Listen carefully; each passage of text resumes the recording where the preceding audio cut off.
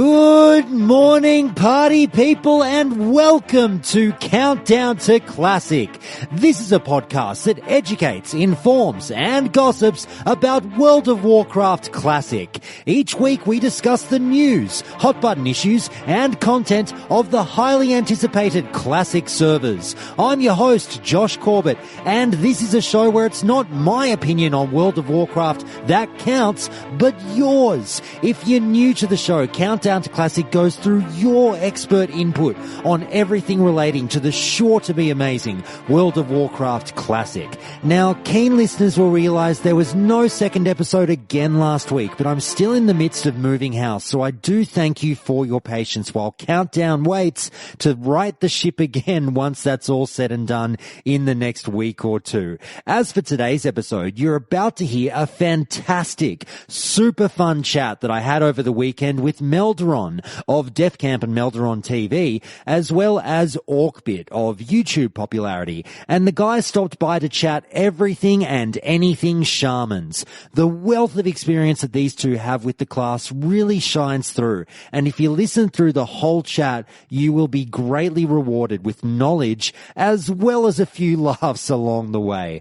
After that, I'll play you a call with listener favorite John Staats, who I spoke to over the weekend again for a quick update on his reactions to the reception of his amazing Kickstarter campaign. Now, if you're enjoying these in-depth conversations that Countdown to Classic brings you on a regular basis, then please do head on over to the show's Patreon page to see how you can help support Countdown to Classic continue to bring you more of the content that you're now so used to hearing on the show. If you want to hit me up with some feedback or submit a memory lane or anger management of your own, you can always hit me up at feedback@countdowntoclassic.com as well. You can also support the show further by joining the show's amazing Discord, leaving a review on iTunes, and following the show on Twitter at Count2Classic with the number 2. All the links for everything I've just mentioned are in the show notes for you in each episode. If you can't get enough of me for some reason, then please do also check out my other podcast, The Cinephiles. That's SINNERFILES.com. If you haven't already, for great comedic takes on all your favorite movies. But with all that said, get your hand off your totem for a second and listen in on this great shaman chat with Melderon and Orcbit.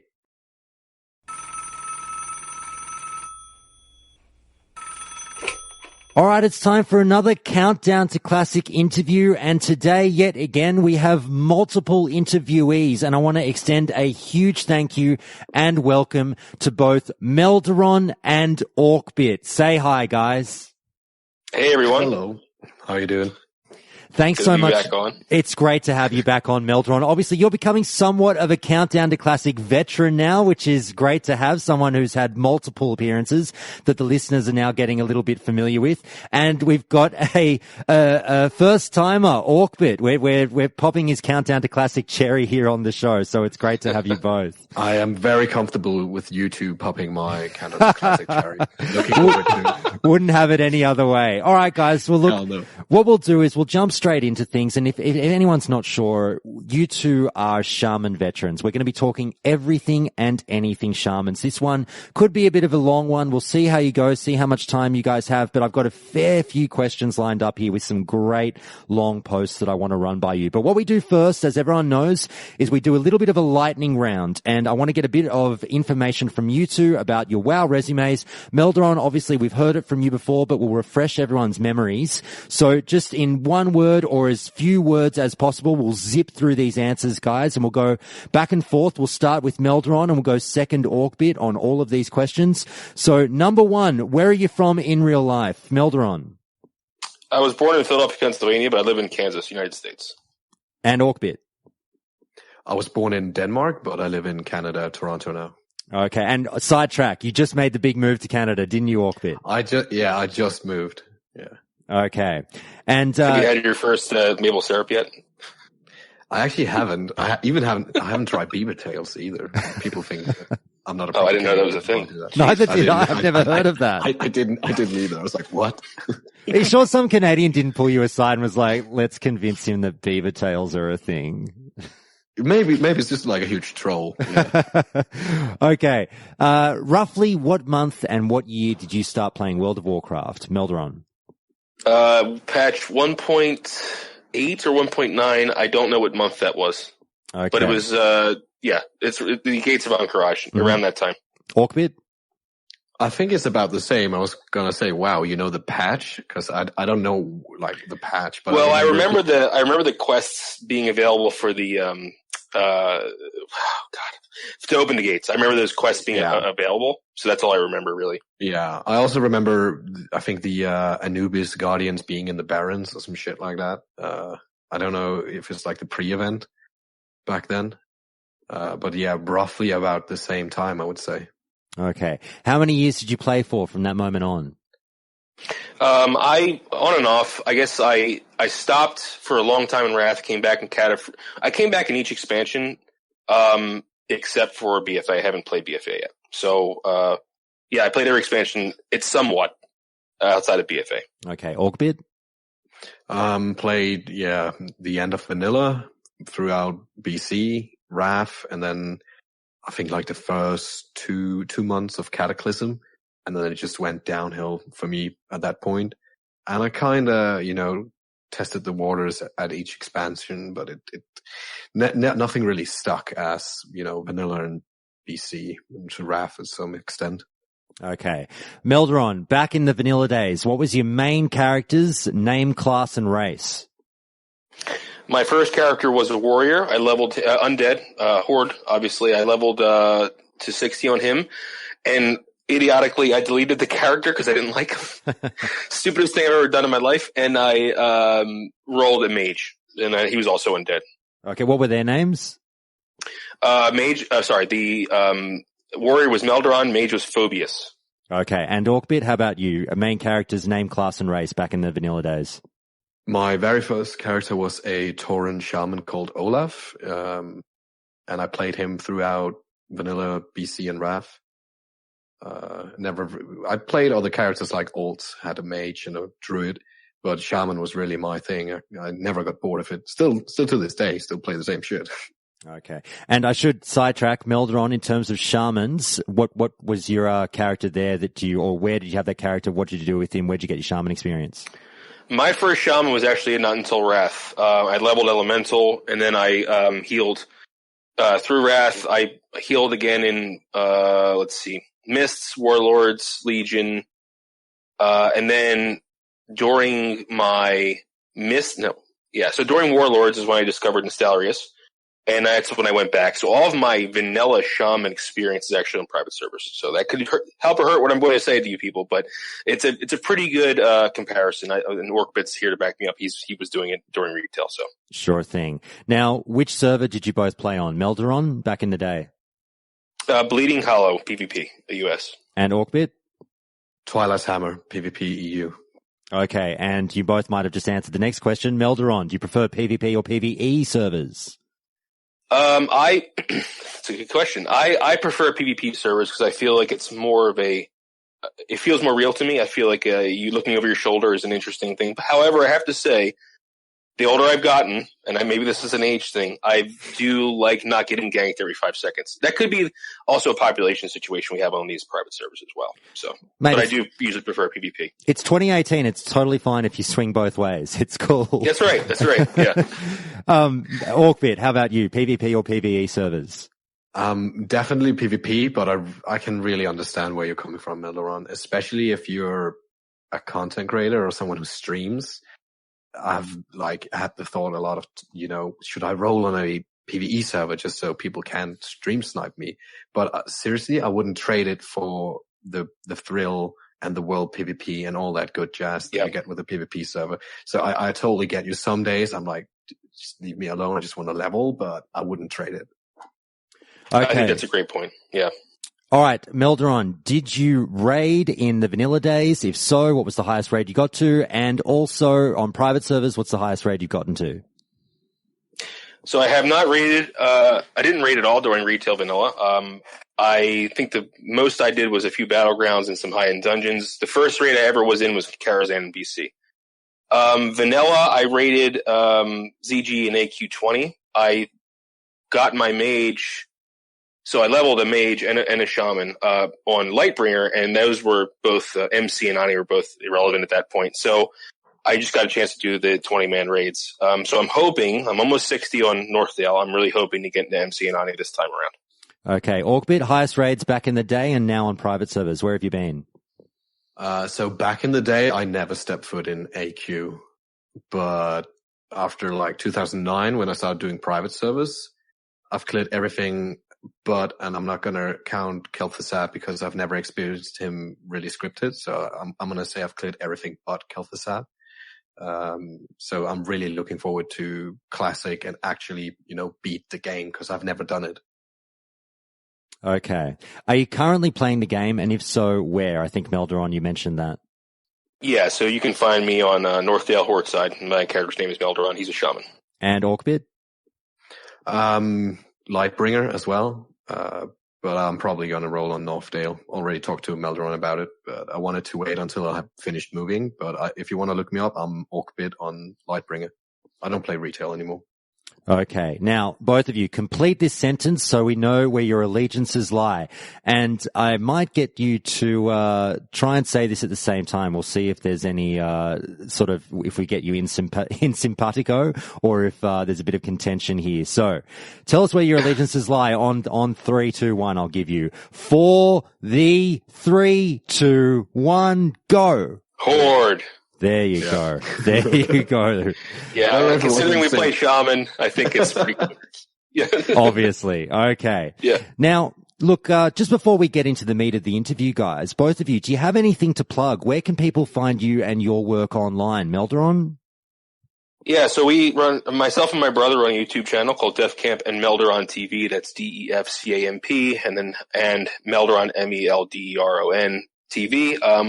And we make Class WoW content. And we also have a Twitter at def_mel TV. If you want to learn more about us, you just go on our YouTube channel and find out the other stuff we do. So. And Orcbit? Yeah, mostly known as Orcbit on YouTube.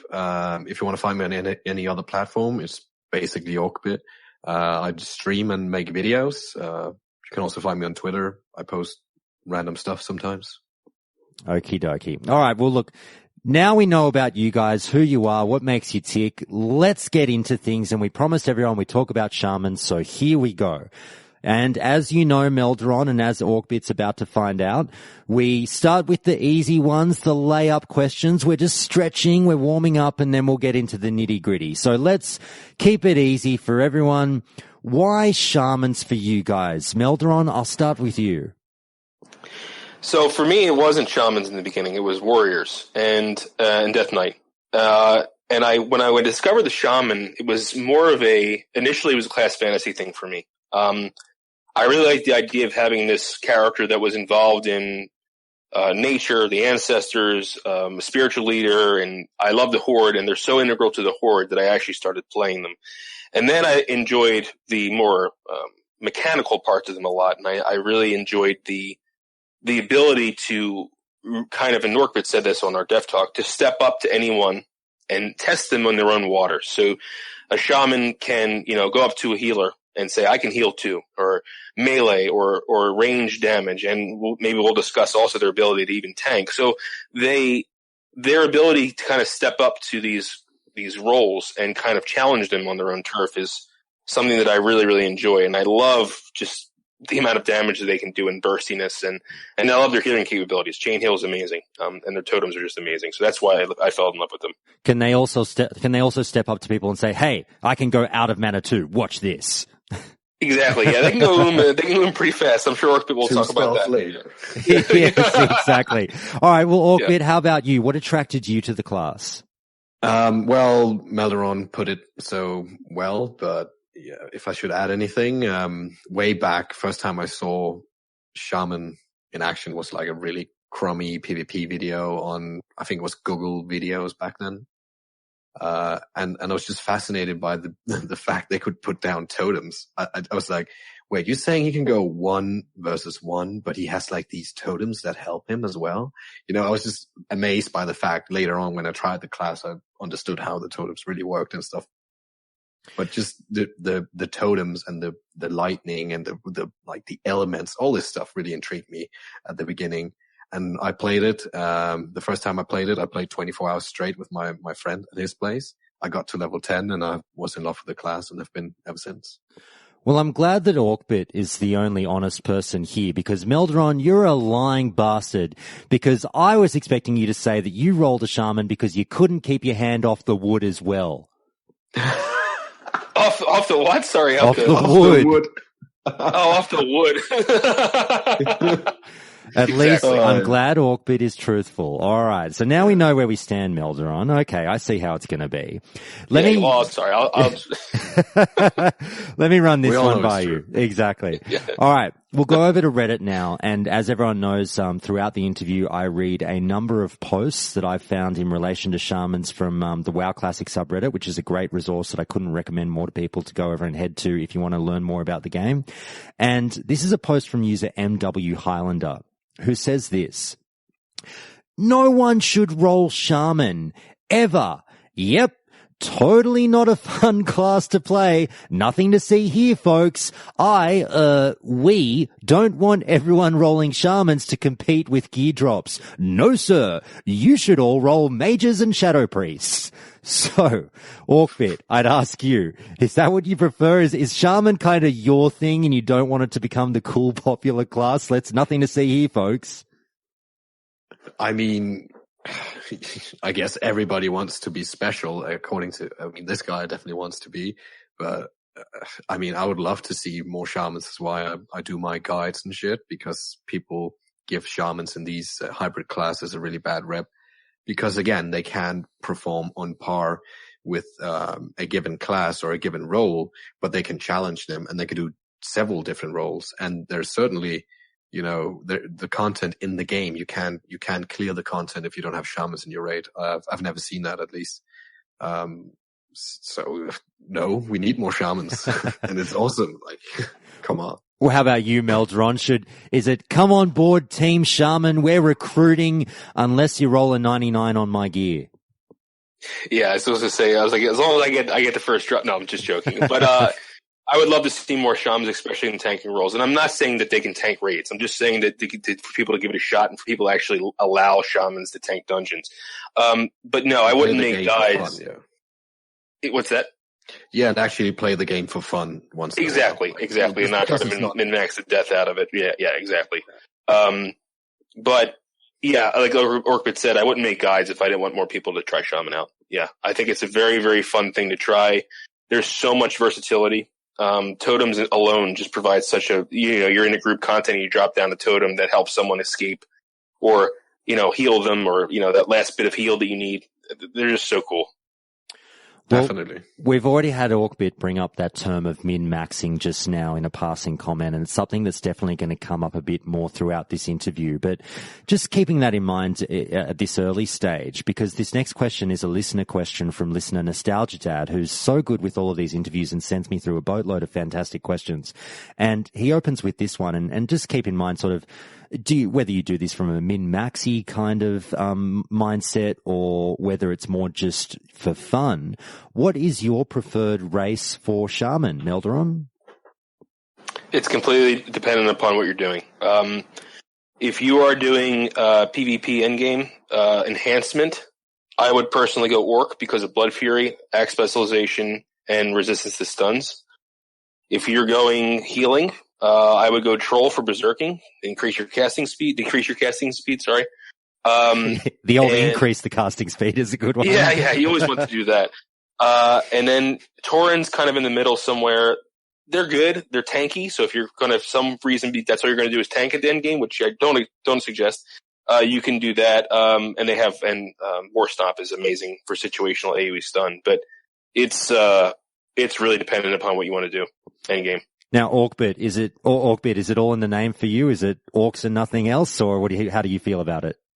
Well, it's both sentimental but also kind of logical. To be honest, if you want to do PvP, you can't ignore the orc stun resistant. It's just too good, especially for a class that is so easily to crowd control.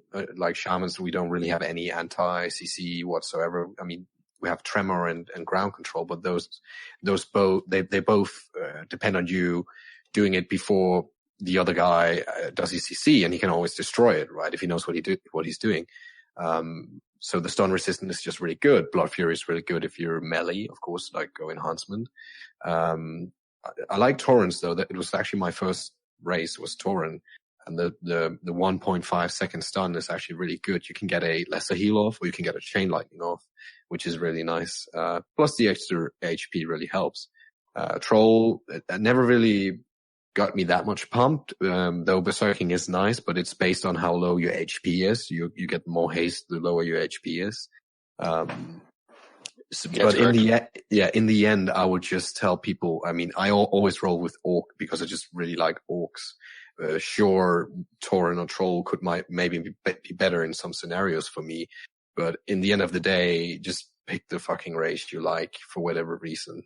I mean, some classes it's more important for some than others, but for Shamans, it's like they all have something they bring to the table, and you'll be fine. Don't worry about it. Very well said. Yeah, and my response was very calculated, but I totally agree with Orcbit. Go with the race that you want to play. Absolutely. Now, that was it. That's the easy questions, guys. So now we're getting to the hard stuff. So here we go. Pull up your chairs and listen in on these ones. Melderon, this one's going to be for you. So we're going to start with leveling as a shaman. And I've got a couple of posts here that I'll read out to you. And I start with this one from user Punt the Dog, and then I'll read you a reply to that and get your comment. So the first comment is this one. I'm not an expert, but I remember recently reading a write-up about how one-handed enhance with flame tongue / spirit stacking is statistically the fastest way to level a shaman. Would love if someone else chimed in on this though. So then this reply came from user Casper724, who said this. It was on one of the private servers, but I heard it was likely due to the coefficient being bugged or something with Flame Tongue, so we'll have to wait for Classic to see. I would imagine that there isn't a huge difference either way, so if you have access to a nice slow two-hander, use that with Wind Fury, or if you have a nice fast dagger and shield, use that with Flame Tongue. So here's my question for you, Melderon. Do you agree with the initial notion that perhaps Enhance plus Flame Tongue would be the fastest way to level based off of private server figures? And also, just piggybacking off of that, once you're done with that answer, is there really much of a difference between the leveling choices? So this is a very great question, and I think that there's a lot of information out there that's also misinformation. I recently did a video on this, and I actually broke it down by DPS and by time. So what I did was I did a bunch of builds, two-handed slow, two-handed fast, one-handed elemental, and within two-handed I did slow and fast weapons. So I measured DPS, and I measured how much time it took to kill X amount of mobs. And I have to say one caveat is this is at level 55. So this provides the kind of maximal DPS output, close to maximal DPS output, and it really negates the leveling. So while you're leveling, of course, we all know you get different ranks, different times. You have less abilities in your tree, so that really affects it. But one-handed with Flame Tongue is actually a very consistent build, and it depends where you put your points in. So there's two different one-handed builds. There's one that they all have enhancement, from the majority of their points go in enhancement, but their filler trees can differentiate between resto and elemental. And the hybrid build is actually, Orcbit actually talked about one of his videos, is you're mostly enhancement, but you also have a lot of points in elemental. That build is actually very fast, as far as leveling is, its DPS is pretty high, and its, time to kill X mobs was also very high. But what's really interesting is that if you put Wind Fury on your dagger, on your fast one-hander, it actually outperforms Flame Tongue. Not a lot, but it does outperform it. That was very surprising. Also, the two-handed builds, everyone thinks Wind Fury, Wind Fury, Wind Fury, and the problem with Wind Fury is that it's extremely RNG-based. 20% chance of proccing each time you swing. Over time, what's really weird is that Rockbiter actually is faster than Wind Fury on a slow-handed, two-handed weapon. However, what beats all of them is Elemental. Again, this is at level 55, so you have all your elemental talents. And you're able to burn down mobs extremely fast, especially if you get some crits. And you'll have a higher crit percentage because you have some points in Elemental. I guess the long way of answering that question is that it's not as clear-cut as just put Flame Tongue on your dagger and go. That will provide you a very stable leveling experience, and the faster your dagger, the more damage Flame Tongue will do.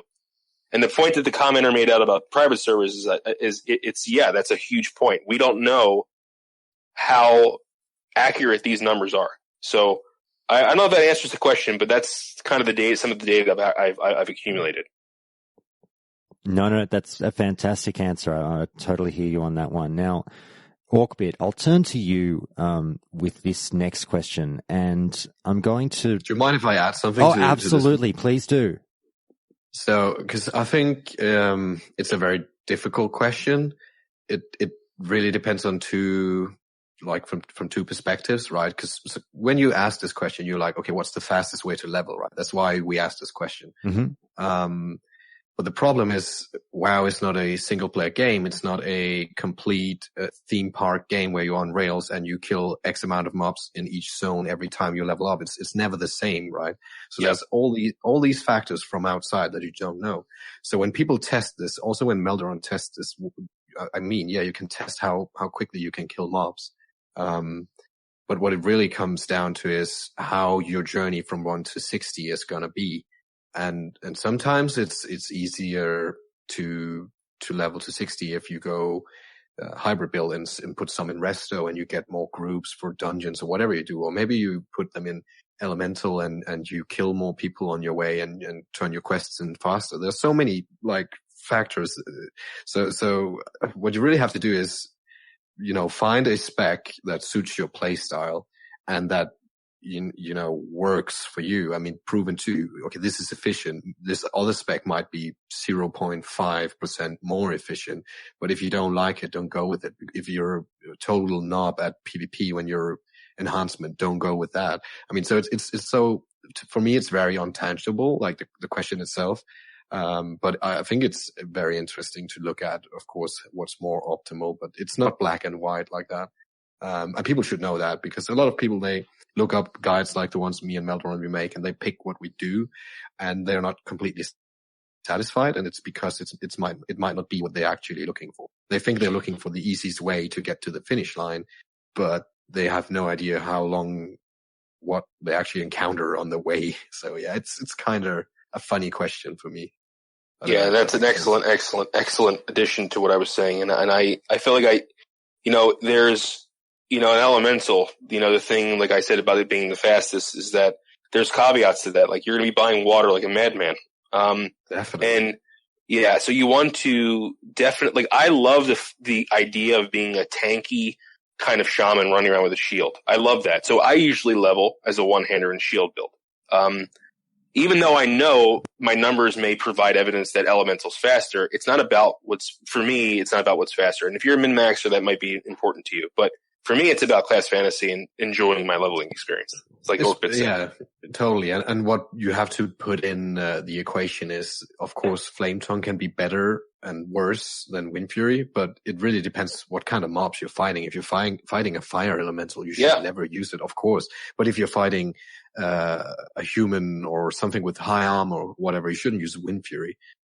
Because it won't do any damage. You should use Flame Tongue because Flame Tongue, correct. Yeah. So it's never black and white. You will change it up sometimes. And yeah, people just have to realize that. It's not like, just put your points here, press this button until 60 and close your eyes, Yeah. And Shaman can do those changes at the drop of a hat. That's what makes them so amazing. Yeah. You have so many like weapon enchantments and totems and whatnot for different situations. And yeah. Orcbit, I'm loving your answer. That's such a great piece of input there, and I'm just like, look at you, you're sliding into it like a countdown to classic veteran. That's fantastic. So I'm going to keep it going. And Orcbit, I'll stay with you on this one. And the reason being, you just mentioned that key concept of Wind Fury that we're going to be touching on a little bit, and specifically right now, because I've got the following post. Now, I'm just going to warn you both, this is a long one, so please bear with me while I get through this. But the reason I picked it is it's a fucking good one, so I really want to hear your comments on this. Now, this is from user Kippo1 over at the WoW Classic subreddit, and I'll try and kind of get through it as quickly as I can without glossing over it. Now, they say this. The thing with two-handed Wind Fury is that, at least from personal experience, the only way it feels decent to level with is if you get a super good two-hander from a 5-man dungeon like the Ravager from Scarlet Monastery, for example, and you start to use it right at level 37. Or the Rock Pounder from Alderman, and you get it right as you hit the level requirement for it. Weapons like that are usually very good if you get them right on the required level to use them, and then they stay decent for a few levels. But if you're using Ravager, for example, and you hit level 41, which is 4 levels above the required level to use the weapon, then it starts to be more frustrating to level with it than fun. Wind Fury is only fun when you're actually hitting so hard that you're almost one-shotting the mobs. As soon as you start needing 2 or 3 Wind Fury procs to kill the mob, the flaws of it start to show up really fast, and you wish that you had a fast one-hander instead. The longer the fight goes with a two-hander, the more frustrating it gets, because you might go 5 hits without a single Wind Fury proc, and on top of that, you deal with misses and parries too with a slow weapon. Let's say you proc Wind Fury and you have the mob at 40% health. Now you hit once for some white damage. The second hit misses. You hit again for white damage. The third hit gets parried, etc., etc. Sometimes you just get horrible RNG and you're killing a mob at low health for like 15 seconds. If you have a 3.6 speed weapon, just 3 hits are going to take over 10 seconds of your time. If none of those proc Wind Fury, which is fairly common in just 3 hits, it starts to feel like a real drag to actually kill the mob, because you're hitting and missing for a single hit of crappy white damage with a 3.6 speed or slower weapon. One-hander and and a fast dagger isn't going to get you those big crits, and sometimes you might one-shot a mob with Wind Fury, whereas with a dagger you won't. But if you take the time span of 10 mobs, it's just more consistent to keep killing them with a dagger, because you're doing damage constantly and not having to rely on RNG of big spikes. With Wind Fury, you might one-shot a mob. The next mob takes you 30 seconds. The second mob's a bit faster. The third mob takes way too long again. The time it takes to kill mobs with it just varies so much that more often than not it's frustrating, especially when you get to 30% health in one fight because you didn't proc a single Wind Fury, and now you're using all your mana to heal yourself, and you're out of mana and have to use more time to drink that mana back. With the dagger and shields, you can consistently kill like 3 mobs back to back without needing to drink. It's just way better. You can always try to keep a two-hander close to your level in your inventory to switch to it in PvP situations. It only takes up 1 inventory space, so it's not a terrible idea. All right, so we got through that one. Now, my follow-up question for you, Orcbit, I hope that some of that sunk in, but the question is, I feel as though Wind Fury is gushed about as one of the better things that a class has access to in vanilla WoW. Hearing what you've just heard, is that justified, or are there indeed issues with Wind Fury? I mean, he basically just explained Wind Fury, right? I was just thinking, well, yeah, that's Wind Fury. I mean, that's anything that has a chance to proc to do something awesome. Mm-hmm. If it did something awesome all the time, it would be insanely overpowered. That's why it's in the game, and that's why it's hailed by some and fucking hated by some. But I don't know really what to say. Of course, there's issues with Wind Fury, but there's issues with so many things, and depends on where you're coming from. There's issues with Warlock's threat compared to their damage and stuff. I mean, it's vanilla, it's flawed, there's all these stuff. But if you're coming from a perspective where you don't mind that you don't one-shot every time because you like it so much that when you do it, it's worth it, then it's a good thing. But if you expect it to happen all the time, and when it doesn't happen, you feel shitty, then you will hate it, obviously. So it kind of depends on which camp you're in. There's no fix to this. It shouldn't be fixed. The real legend of Wind Fury is not when it procs or when it doesn't, it's because in vanilla there was no internal cooldown, which meant it can proc off itself. When the Burning Crusade came out, you had dual will, and you could put 2 times Wind Fury on your weapons, and you could proc insanely procs all the time. That of course was fixed. But that's really the gist of it. That's, not everybody is going to be doing like the Unbreakable montage and just one-shot people. If you actually try to go into a battleground, you'll realize that it doesn't really happen that often. It is a montage. It's not a display of PvP, but it has given Wind Fury this really crazy reputation. And a lot of people have messaged me that when they finally got to 60 and they played Enhancement, they hated it because it's so RNG based. But yeah, I don't know if that's an answer, but it's the best one. No, that's a great answer. Melderon, I'll turn to you just for a little bit of input and piggybacking off of that. The one addendum I'll throw in is sort of part of what I asked, and it seems to me to be the case when I trawl through the forums, that Wind Fury is still, in my personal understanding, one of the more revered things within the game, one of the better procs. Like, ooh, hit that Wind Fury. Like, people love it. Would you agree that seems to be the case within the community? Yes, in the community, definitely. And if you watch Unbreakable's video, you'll see why that is. Or even Storm X has a great video as well. So I think Wind Fury, nothing feels better for me when Wind Fury procs. However, that being said, I actually reserve it for PvP and dungeons only.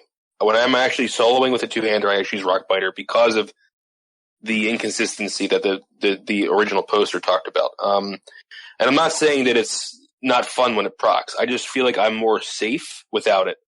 But when I'm PvP, when my brother and I are running around ganking people, or we're going to the South Shore killing people, I always have Wind Fury up. And when that procs, and half their health is gone, or more, it's a good feeling. Absolutely a good feeling. And I have a pocket healer behind me healing me. So, it's legendary, Wind Fury. And I think no one can really take that away from it, even if it's a 20% chance or not. Like Orcbit said, if it was an 80% chance of procking, Shaman would be littering the battleground, right? It would be like there would be nothing but Shamans. So you can't make something that good. It just can't happen. But anyway, sorry, I'm not sure if you answered your question, but it's a legendary proc. Absolutely, it is. No, you absolutely did. It has to suck sometime. Yeah, sorry, what was that, Orcbit? I'm just saying it has to suck sometimes. Absolutely, it's so great, right? So it has to suck sometimes. Absolutely a fair point. Melderon, though, you started your comment with you said that nothing feels better than when Wind Fury procs. Now, I'm also presuming that's a euphemism for when you fart, right? Oh, exactly. Yes. Yeah. I call farts Wind Fury. Yeah, that's what I usually call it. Exactly. As any good Warcraft player should. Fantastic. Yeah. All right. Sometimes they proc off each other. That's right. Very good. Yeah. Oh, that's good.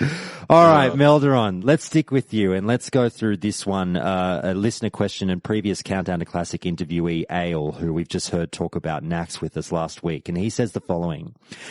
I think many bugs arose throughout Classic with regards to procs off of Wind Fury procs, item procs, procking Wind Fury, and offhand procs.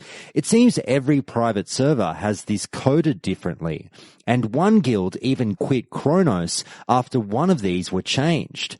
I believe more changes were added in Burning Crusade as well. So with that being said, what version of Wind Fury should vanilla no changes have?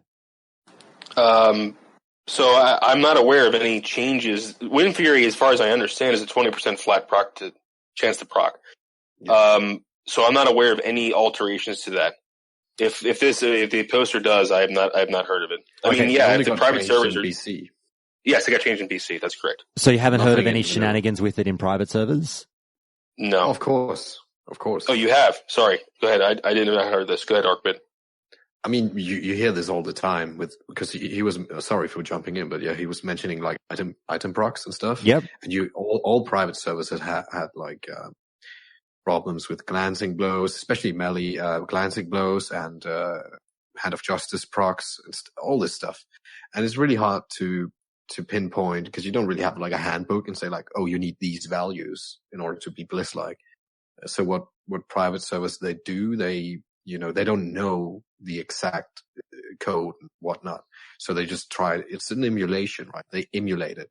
And sometimes they go a bit over the top and sometimes they don't. And people like, you like being over the top when it's you, but if they take it away from you, I mean, if the guild literally quit because of that, then they're really stupid. But yeah, you will always have that discrepancy on private servers, and you will always have, especially things with proc, because it's a chance-based thing. And sometimes, on a private server, shit just happens. You can get weird loot as well, and I mean, yeah, shit happens. Yeah. So, I definitely agree when it comes to other things, but my idea of how win fury idea is, it has a random number generation. If it's between one and it's between, if it generates 5 numbers and one of them is the number 1, win fury procs. Exactly. And I have no idea how you would otherwise code that, but if someone's coding it differently, then yeah, you could have some wonky results. Sure. Alrighty. Now, let's start going through the specs individually, just briefly. And as everyone knows here on the show, what we'll be doing is eventually later down the track, I will be doing dedicated interviews to all the specs in the game. So if you're talking about shamans, don't you worry. Elemental enhancement and restoration will all get their time in the sun in a dedicated interview. But just for now, what we do in this general shaman interview is we just gloss over them with a couple of questions. So we'll start with elemental. And Melderon, I'll kick back to you for this one. And this is from user Kippo1, who says this, and again, a little bit of a long one, not as long as the last one, but here we go. It's never worth it to spec to elemental for leveling. You want to be enhancement all the way to 60. The only people who say to go elemental at 40 are the ones who legitimately don't care and want to have some quote-unquote fun. Whatever that means, because for me, I'd rather uninstall than play elemental shaman and drink after every mob and have to deal with constant spell pushback. I don't understand what would be so fun about it, but I guess some people are just different. I've also heard some people say that they want to go elemental but do some sort of weird hybrid melee playstyle. And to me, that sounds like the worst idea ever. Just stay enhancement and melee stuff way better. The grind already gets a bit frustrating once you get past level 35, so there's no need to make it even more annoying by playing the worst specs out there. My guess is that especially new players who don't really care about optimal stuff and want to play stuff like balanced druid while leveling are going to get burned out before they even hit level 60, or they'll re-roll to another class. Don't make it harder for yourself than it needs to be, because the leveling is a grind as it is. Obviously, people are allowed to play whatever they want, but when you're level 48 and by grinding mobs it would take you a good 10 hours to gain a level playing stuff like elemental shaman or balanced druid, it's worse than just drinking bleach at that point. I don't know how anyone can have fun killing 900 plus mobs with one of those specs for a level, but that's just me. I guess the people who don't want to listen to the advice of people who have played the game on this sub are just going to have to learn the lesson the hard way and see it for themselves when the game comes out. So, my question for you off the back of that long post is this. Melderon, does elemental suck for leveling as bad as this person would have us believe? No, and the reason why is there's only one reason why it sucks, and I'll get into that in a second. But and the reason why people say is to switch at 40 or at 50 is because you'll have a bulk of your talents then. I know people who have leveled the whole way elemental, and I know Orcbit will definitely chime in on this later, but after I'm done. But so basically, it's you have all your core talents at level 40. Level 40 you get a elemental mastery or nature swiftness, whatever you decide to go with, and that's either an instant cast or a guaranteed crit. And what the guy's saying about pushback, honestly, if you're playing elemental correctly, you should not be getting hit at all. If you know how to place your Earthbind and use Frost Shock accordingly, you should be able to burn down that mob well before he gets to you. Because especially if elemental mastery is off a cooldown. The burst capability is insane. Fighting more than one mob can get very hairy. That's true. However, you have Stoneclaw, you have things like this to help with that. But the downside is, yes, I leveled elemental for a few levels and I loved it. The only thing I did not like, the only reason why I changed it, because I wanted to save money from Epic Mount and I was spending a lot of money on water. That's the only problem I have with it personally. Okie dokie. Orcbit, did you have anything to add on to that? Yeah, definitely. I mean, I think it's funny with posts like this that kind of, they go both ways, where he's like, oh, I guess people are just different. But then again, he's enforcing the idea that he has the right mindset. I don't get people like that. The thing about Elemental, and it can even suck ass when you do PvE. I don't care. But for some people, it matters more than how you kill a mob. If they like, I like playing World PvP when I level. And if they like the Elemental playstyle when they engage with other players, then to hell with it. I mean, okay, maybe it might take you a day longer to level to 60 or whatever how long it takes. But it all comes down to like playstyle again and what you like. And I don't really think, I mean, I get why some people apply this min-maxing mindset to the leveling part of the game. But for me, it's not worth it. I don't even want to, of course I care that I get to 60 like within the next year, but min-maxing for me is more of a end game thing. And when people get too hung up of what spell and what talent and what not to use while leveling, it's like, dude, just enjoy the game. And if you don't like it, you can always go read else. Don't get your opinions from other people.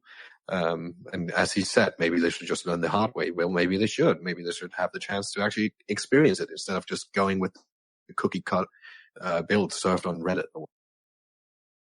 Yeah, and like I said before, that it's nothing better than when Wind Fury procs. There's also a very close second is when Chain Lightning crits.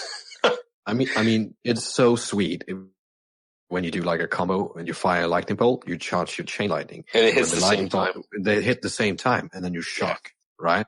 And if it's a player, and he can even be higher level than you, you frost shock him at that point. And you put down Earthbind and whatnot. I mean, he shouldn't be able to reach you at that point. He will be so low that he's already... Yeah, if he's still alive, yeah. Yeah. So, I mean, just for that one combo, and if you even go Nature Swiftness, you can even do sicker shit. But even for that one combo, I mean, I wouldn't mind killing a mob 5 seconds slower, or even drinking, more, whatever it is. I mean, of course, there's always going to be drawbacks when there's something awesome, just like with Wind Fury. So, and I think it's weird that people, they point to this and say, see all this stuff. You wouldn't like playing this because of all this stuff. And it's like, well, maybe they would. Yeah, Orcbit, you raise a great point. As you say, don't get your opinions from other people unless you're listening to Countdown to Classic. Of course. Yes. Okay, let's touch on Resto next. And this comes from user Jacobob, who says the following. Resto Shaman, a very unique healer. AoE healing is barely a thing in vanilla, and Shamans have the only real form of it. This is a big asset in a number of fights, especially in the second half of vanilla, being AQ and Nax.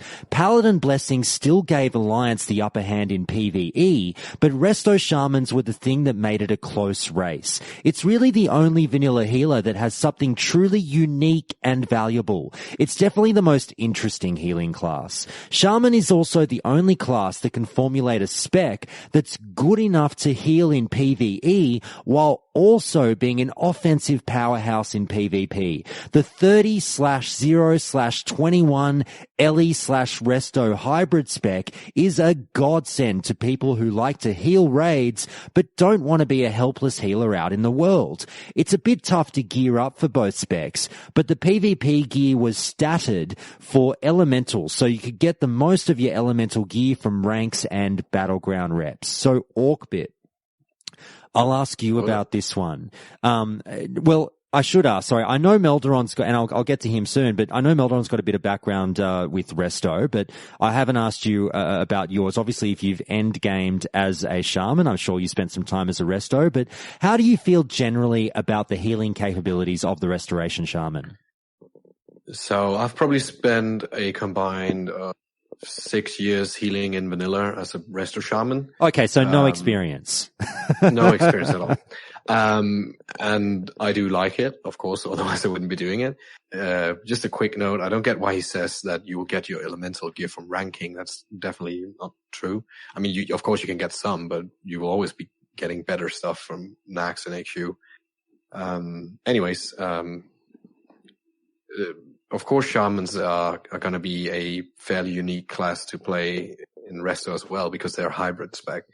So it's not like a priest. The only thing that comes really close is like the paladin, I would say, but only because he also has like unique things like bubble and blessings. But the healing playstyle of the shaman is kind of unique because we have chain heal, right? So shamans you bring to the raid you stack totems, you stack mana tide, you stack chain heal, you get 5 pieces of tier 2.5. So you get a 2-second cast time on chain heal.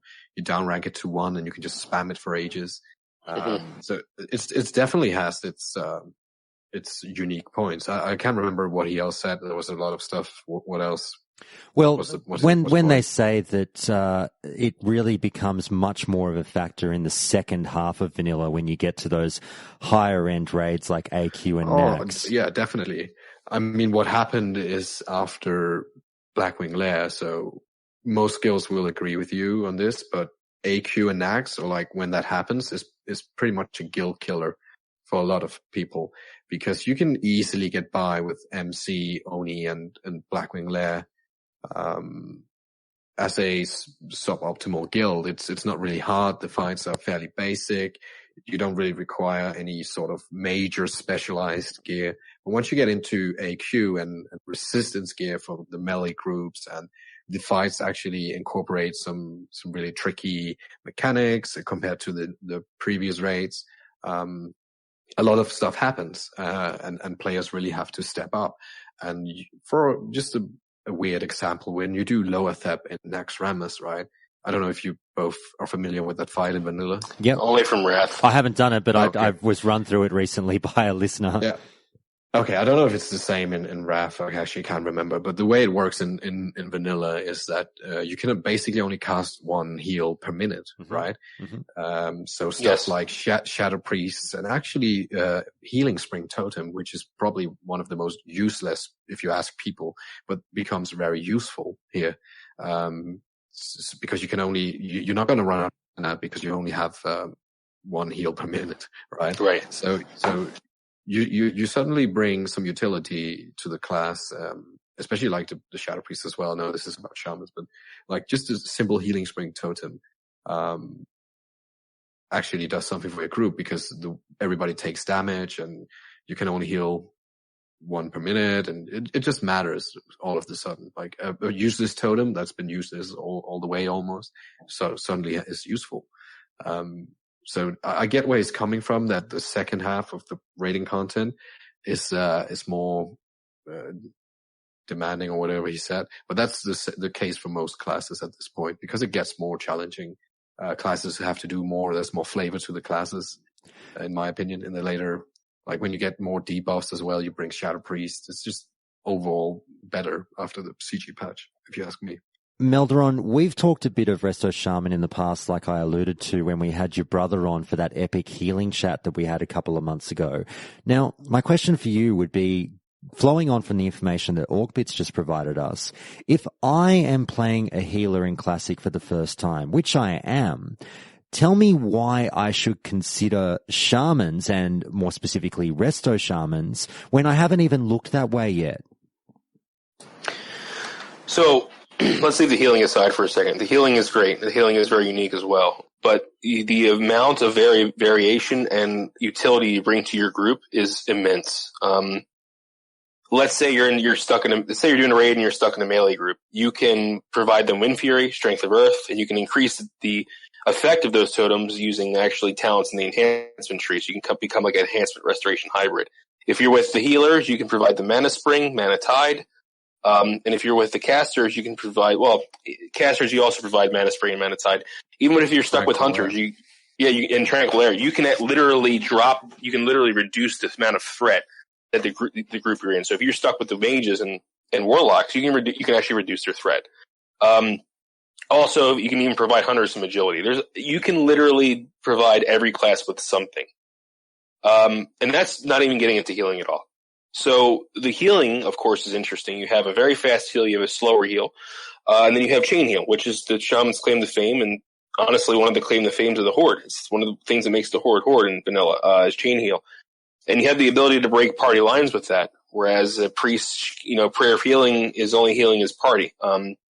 You can, there are some downfalls to chain heal, like when it heals a pet and you don't want it to heal a pet, that happens sometimes, but, chain heal is just, I mean, literally, you can really save the raid with you just using chain heal. So the AoE capability mixed with utility, mixed with your ability to provide fast heals, maybe not as fast as Paladin, but still pretty fast. That's what I would tell somebody who's thinking about Shaman. Orcbit, back to you real quick. You mentioned slightly in your answer, and also the question posed it very fleetingly. When we sort of compare, obviously, the choice between factions when you're sitting there going, should I pick Horde or Alliance? But then also something that factors in is, do you want access to a Shaman or a Paladin? And if we talk about the healing capabilities of that choice, when we're going, well, if I wanted to be a healer, would I be looking at Paladin or would I be looking at Shaman? Tell me why you feel, if so, that Shamans are superior healers to Paladins.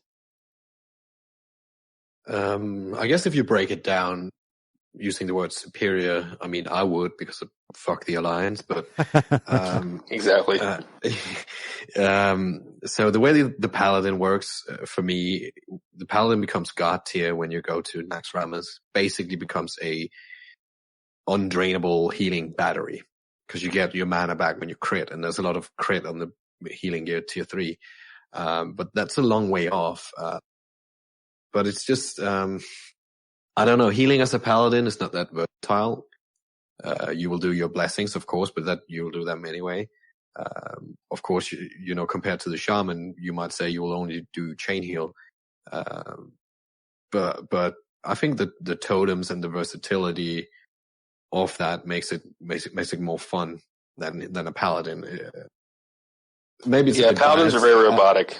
Sorry. Yeah, it's true. It's true. You're right. They are. It's not, I mean, you do your blessings and then you spam your heal.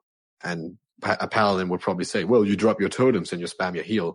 But the thing is, I think it's funnier when you have a raid set up and you look at the different groups and you would be, how can I maximize my chain heal? Because I know it's going to jump to 2 other people if I heal this guy. And you look at instead of just looking at a nameplate and see, oh, he needs healing, because that's what you do with a single target healing, right? You look at the nameplate and you kind of have to, find out where is he and where is he in proximity to other players. Is it worth healing this one guy, even though he's low, if the only players near him are full HP? Or how about these 3 guys over here, which are all missing 20%? What's the best thing to do here? So I think there's way more calculations, way more, maybe not calculations, but way more thought put into it. At least for me, when I play it, I think about where I throw my chain heal, because I want the 2 heals that bounce off that to do the most effect. You don't have that train of thought when healing as a Paladin. You just look for the nameplate with the person you have to heal, unless you're a dedicated healer or whatever. So I think that's one of the biggest differences for me, like also compared to other healers in general, because these are the only one where you have to do this, because we only have chain heal on Shamans. I don't know if that's an answer. No, that's a hell of an answer. Great job. Melderon. Yeah, Paladins don't have to think about location at all when they're healing, of the person they're healing. Mm-hmm. Yeah. All right. Just range. Melderon, back to you for this one. And again, fair warning that this is a longer one. So this is from user Tots over at the WoW Classic subreddit, who says this about Enhancement Shaman. And this is in a post titled, "Fair warning to you people that want to roll an Enhancement Shaman." And it says the following. Just a fair warning, I know a lot of you look back at Vanilla Enhancement Shaman as this crazy spec that could one-shot people. I mained a Shaman in Vanilla and have later experience with it. I'm here to break your illusion. First of all, as you might know, Enhancement Shaman is not desirable in raids. We are around 50 to 70% of the DPS of the pure DPS or warriors. If you're brought to a raid, it's because they want your Wind Fury totem. Even that's rare. In PvP, if you go enhancement spec, you are going to be pretty weak for the most part. Storm Strike is an ability that is unpredictable and glitchy, sometimes not giving Wind Fury proc when you should have gotten it. Your best bet, even for PvP, is to go Resto. NS. Then you have an instant heal / lightning nuke. It is way better in my experience. You have a billion totems you need to blind you need to bind like frost resist totem. And these are all very important in PvP. If you refuse to put down resist totem versus a mage, you're in big trouble. We are talking 5 full bars of buttons that should be keybound. You will be easily kited. You die in 1 stun lock from rogues. Warriors will go shield and defensive when you burst. Then you have nothing and they can bring you down. You need to be very good with timings on tremor totem and to make sure that warlocks don't chain fear you. I also want to point out that the spec was nerfed in almost all patches of vanilla. If the classic servers are indeed on the 1.12 patch, then you are long nerfed to the ground. Another point is that the burst is good in the early gearing stages. Once people start to get to tier 2 plus, they have so much HP that you can't burst them down though.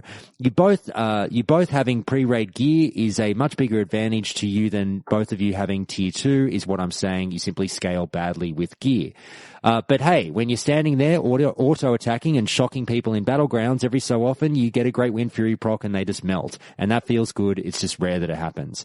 I know you probably have seen some YouTube videos of people one-shotting, but remember that they cut out all the times that they don't get a Wind Fury proc or a bad proc.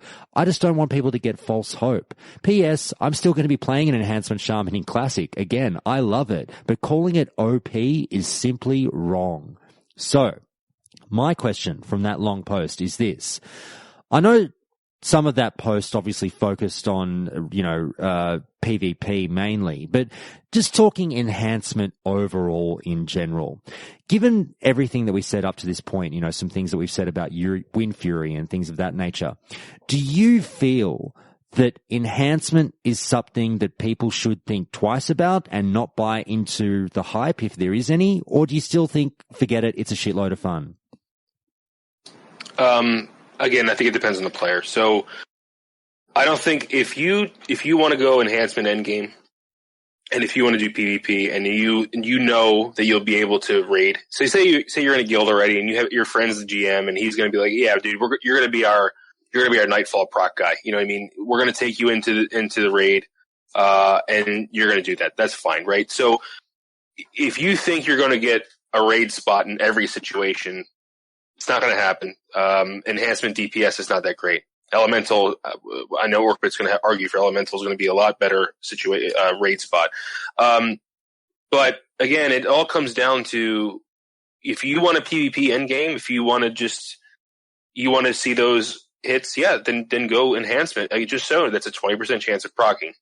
Whether he says unlucky or lucky, it's a 20% chance of proccing, right? So if you go up to a Clothy and you get a Wind Fury proc, you're probably going to close to one-shot him, if not one-shot him. On a warrior, that's not going to happen. So just like every class out there, you're going to have weaknesses. If you're going to come to play Classic and you think there's going to be a class you're going to be able to play that's going to be OP, yeah, I mean, are rogues DPS great? Sure they are, but they have their weaknesses too. Every class has their weakness, and shamans have their weaknesses because they're hybrid classes. They're given tools to work in every type of situation. And if you're okay with the 20% chance of proccing Wind Fury, and you're okay with the weaknesses of the enhancement tree, then by all means do that. And I think Classic affords people the ability to do what they want, and I think that just because someone has a bad experience doesn't mean you're going to have the same experience. Like, opinions are like buttholes, right? So, and this is just someone else's butthole. They stink. Exactly. Yeah. All right. Totally agree. Yeah, Orcbit, anything else on that one? No, totally agree. Okay. Now, Orcbit, I'll turn to you for the next subject of totems, and I'll start with a listener question from Isel over at the Countdown to Classic Discord, who says this. How useful is totem weaving? It's something I have heard being mentioned a lot, with shamans putting down a Wind Fury totem to then pull down the agility one to then go back to the Wind Fury one to have an uptime of both Wind Fury and agility, since the Wind Fury buff lasts a couple of seconds after the totem is removed. Is this only useful for tanks, or is it useful for other melee too? Or does it become a threat issue with everyone just proccing Wind Fury back and forth? Okay. I don't know what he called it, but yeah, it's totem twisting. What did he call it? He said totem weaving. Is it totem twisting? Is it? I've always known it as totem twisting. Mm-hmm. I'm not going to coin it or whatever. People can call it what they want, but it's definitely worth it. It is the more advanced play style, but essentially what you do is you put down a Windfury totem, and it gives everybody in the group a Windfury buff that will last you for 9 seconds. And there is a global cooldown of like 1.5. So what you do is every 7 seconds, you kind of change the totem, right? So you want to put down the Windfury first. Immediately after you put down the agility, you wait 7 seconds and put down a Windfury and repeat. That is the optimal way of, boosting your group's DPS as a shaman, no matter what spec you are. Are you allowed to do this all the time? Probably not. If you're a healer, you're probably casting some spells, but generally you want to try to do this as best to your abilities. I gotta be honest and say that I don't always do this just because of sheer laziness. I have to admit that. But yeah, it depends on your guild and where your progress is. I'm not gonna do it if I'm in tier 3 and we're in Molten Core. Unless the group is like, yeah, I really want to see how I can push my DPS. Can you please twist? And I'm like, sure. But it's the way of, like, if you really want to push your class and play the optimal play style, that's how you do it. You don't have to do it, but your group is going to appreciate the fuck out of you if you do it. Threat should not be a problem unless there's a really high gear discrepancy between your tanks and your melee. Rogues can always vanish. Again, everybody can install a threat meter. It doesn't require you to be a rocket scientist to look at the number of your tank and you can be like, okay, I'm only 1,000 threat below him. I should chill. Or okay, there's 20,000 in between us. I can go all out. So yeah, I hope that answers the question. Definitely. But when you explain it like that, min-maxing really does sound like a pain in the ass. It is. And it's, you have to decide how far you want to go, because you can always take that one step further. You can always go get that weird buff. You can always, bring those consumables or whatever. You just kind of have to settle for what you're comfortable with and what is acceptable performance by your guild. If you're in a guild that, requires you to do certain things, you're going to have a hard time if you don't like doing those things, and vice versa, right? You don't want to be the guy who prepares overly prepares, and the rest of your guild is just kind of meh, and you just wipe and lose all your consumables. So it's not black and white. Okay. I hope it makes sense. Yeah, definitely. And Melderon, I'll turn to you for this next listener question again from Countdown to Classic Discord member Nostalgia Dad, who says this: do you hope that they ever finish the totem quests for shamans when Classic comes out? Well, so if people don't know about the totem quest, the fire totem quest is easy. The water totem quest, I wouldn't say it's hard. I would just say it's extremely a pain in the ass. Basically, you have to travel back and forth from Caldor and Ipsikims like 4 times, and it sucks. What am I missing here? The air totem one literally doesn't have a quest, so I guess that's one he's talking about. Literally, it's like, go talk to this guy in Thousand Needles, and you go there and he's like, here's the wind totem, the air totem. That's the entire quest, which is kind of it's kind of sad. You're like sitting there like, dude, I really wanted to kind of do a quest here. So personally, I would like that. Maybe I would definitely like them to, of course I'm no changes and everything, right? But in a perfect world, I think that if they actually added some interesting, quests to the other totems, that might be a lot of fun. So I wouldn't be sad if they added a wind totem quest. I just don't want it to be as kind of asinine and pointless as the water totem quest was. I don't know if Orcbit, do you have an opinion on that? I mean, yeah, I don't know if this is because I've literally leveled a shaman, I don't know how many times. But I actually don't mind the air totem quest. It's a quest that, you go talk to a guy, he teleports you to a cliff, you jump off the cliff, you survive, you get a buff that lasts for 30 minutes, which essentially gives you movement speed and not attack speed or attack power, I can't remember. It gives you some shit. But I actually don't mind that, because it's following the water totem quest, and the water totem quest is excruciating. Not because it's I don't mind long quests, but it's just trivial and go from this to this and you don't have a mount, it takes a long time. And I don't know if it's because I've done it a couple of times too many now, but I actually don't mind when you finally know, oh, I'm 30 now, I can get air totem. And you go talk to that NPC and you're like dreading, oh no, do I have to do the water thing all over? And he's like, no, you know what? Prove yourself that worthy, or like that you trust the elements, and jump off this cliff, and that's it. It actually feels kind of nice for me. I don't know.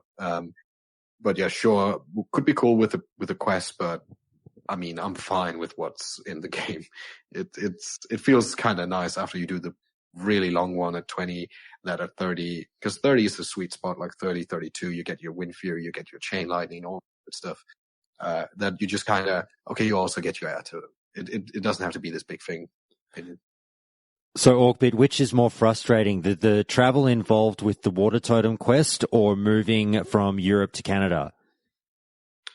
That's a tough one. I think I'll still do the Denmark to Canada is probably still easier than the totem code. Okay. And Melderon, now if I can tease you, are you delivering out our new favorite catch cry of no changes but that one? Yeah, no changes, but maybe we can have either a shorter water totem quest or a longer air totem quest. But I think Orcbit makes a great point. I think it's like, maybe it's a little nod that was like, okay, we made you walk around like an asshole for like 3 hours, and then here you go, here's the air totem. It was probably like a troll, like who knows? But it's really funny. I think so, but I don't think it was because they didn't have time. Not at all. I think you're right.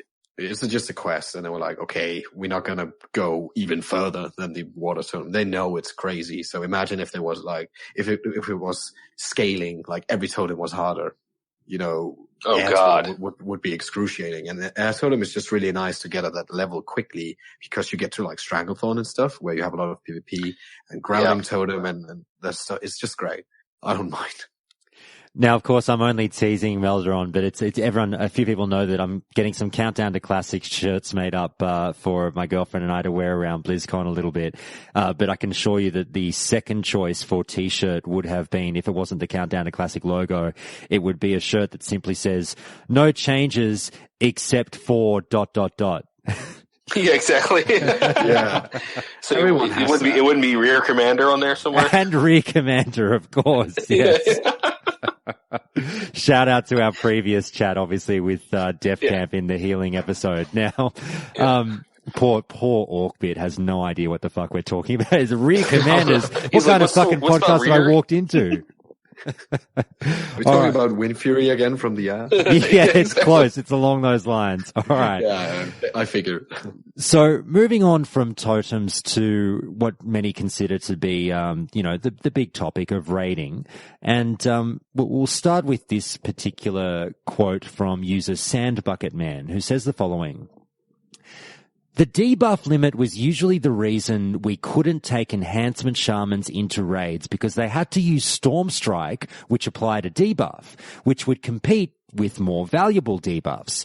Obviously, an enhancement shaman that can't use Storm Strike is going to do a lot less damage, but considering their damage was already not too great in longer fights, they weren't very popular to take along. So, Melderon, I'll ask you, what was the case against enhancement shamans in raids? And is there another side of the coin that non-min-maxing guilds should consider when forming their raid and looking at enhancement shamans?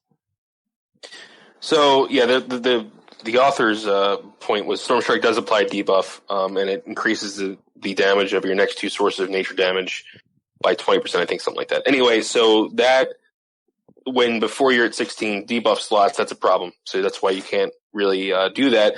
However, and that's I wouldn't say that's the biggest part of their damage. Of course, Wind Fury is going to be the biggest part of their damage, but an extra attack every, was it 20 seconds, Orcbit? I think whatever Storm Strike is not too shabby. But primarily when you're past the 8 debuff slots and you're going into, more higher end raids, their damage is just not consistent.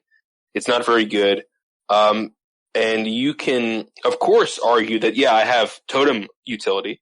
Then the GM is going to say, yeah, well, so does Resto Shaman.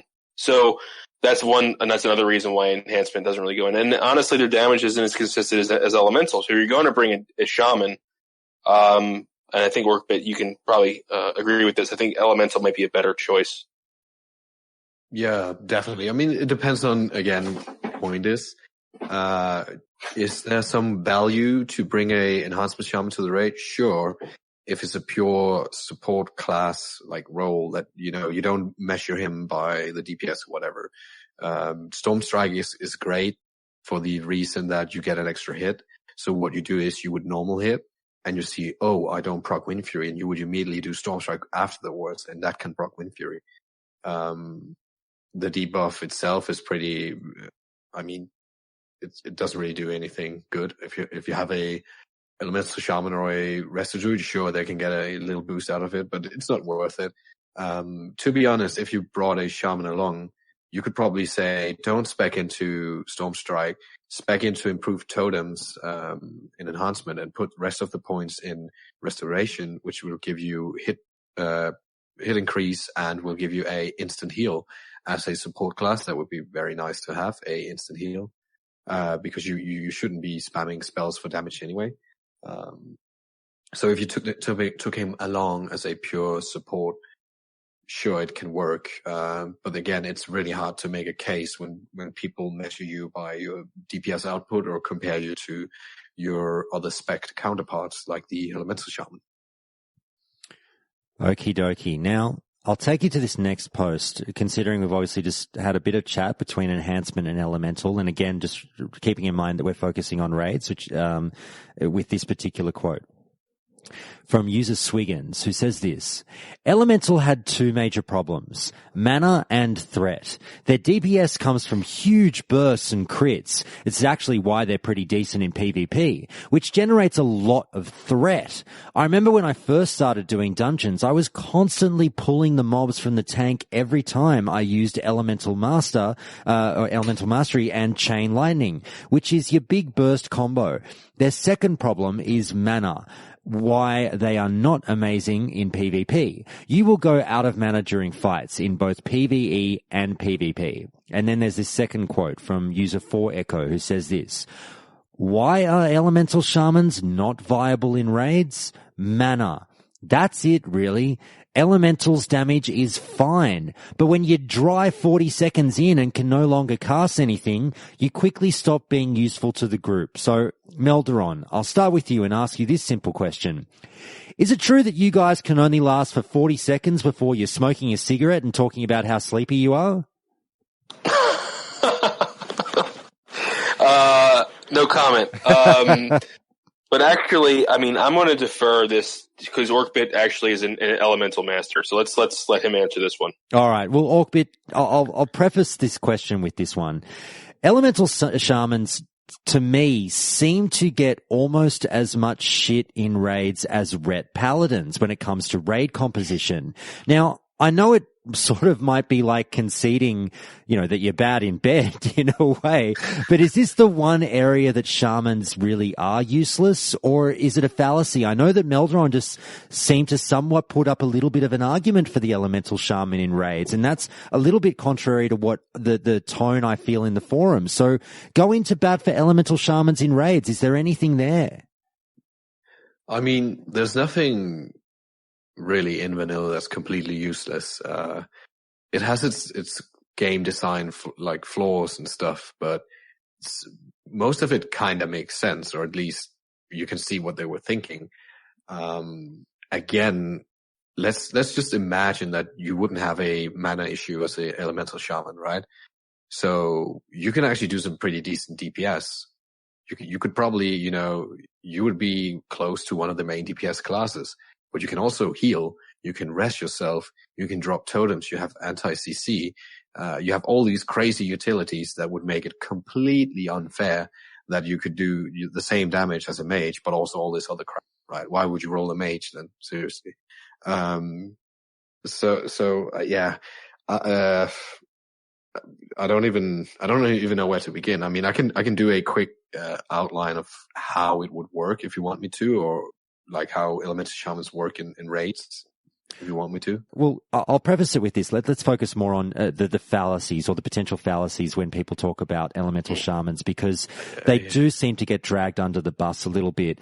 And just tell people, is there a particular reason or abilities or talents or anything like that why people should take a second look at elemental shamans? Did you ask if there's a reason to bring a shaman along, or elemental shaman? Yes, let's go with that. Okay, there is actually a reason, a very good one, and I am still working on my video about it. And then Melderon is like laughing because I told him about this like 3 years ago. But yeah, I'm working on it. So you to justify bringing an elemental shaman, usually what people say is, well, you can perform as well as this class, and they give you like a warlock or whatever that does X amount of DPS. And they'll be like, if you could do that, we would bring you along. The thing is, as I mentioned before, there's a reason why you can't do that as a shaman, is because you have all these other things.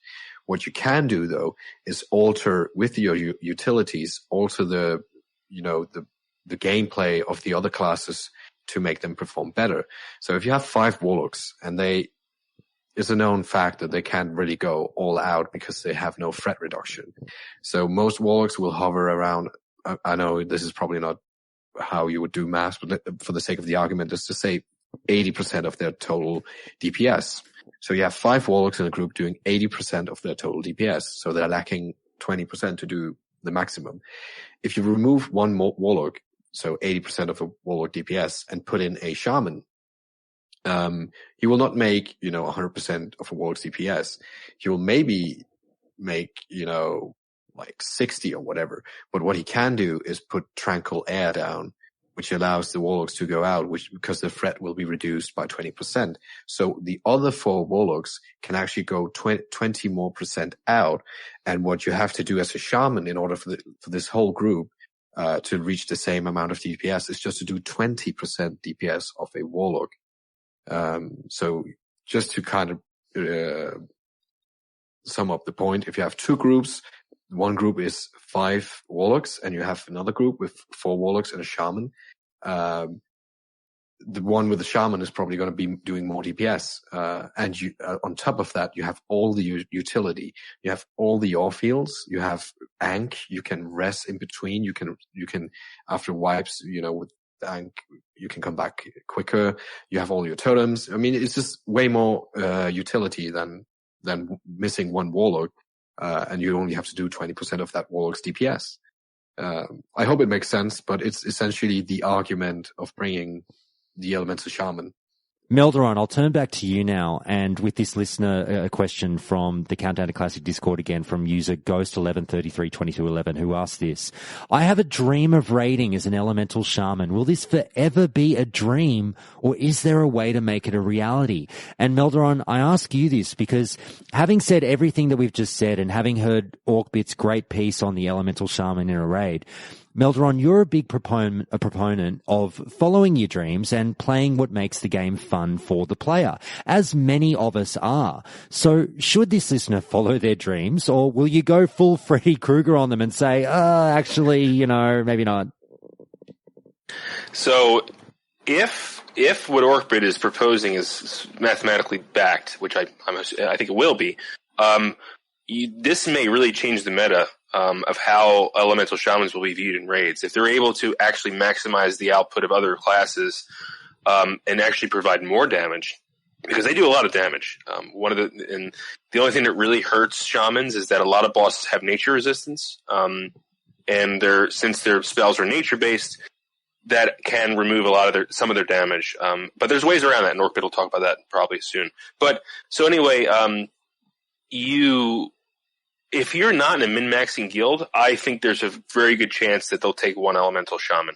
And I think that, like I said, and I'd like to retract kind of what I said about enhancements. I really made them sound like dog shit. I'm not saying that there's not going to be guilds out there that are okay with taking an enhancement shaman. I'm not saying there won't be guilds out there.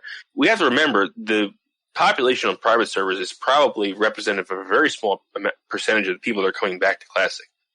And the people that are coming back may not care about min-maxing, and if you're enhancement, I wouldn't tell you to stop your dreams either. If you want to raid, I'm not saying there's going to be a lot of you in a raid, but you may have a chance of getting into it. And I think it may be a little better for an elemental though.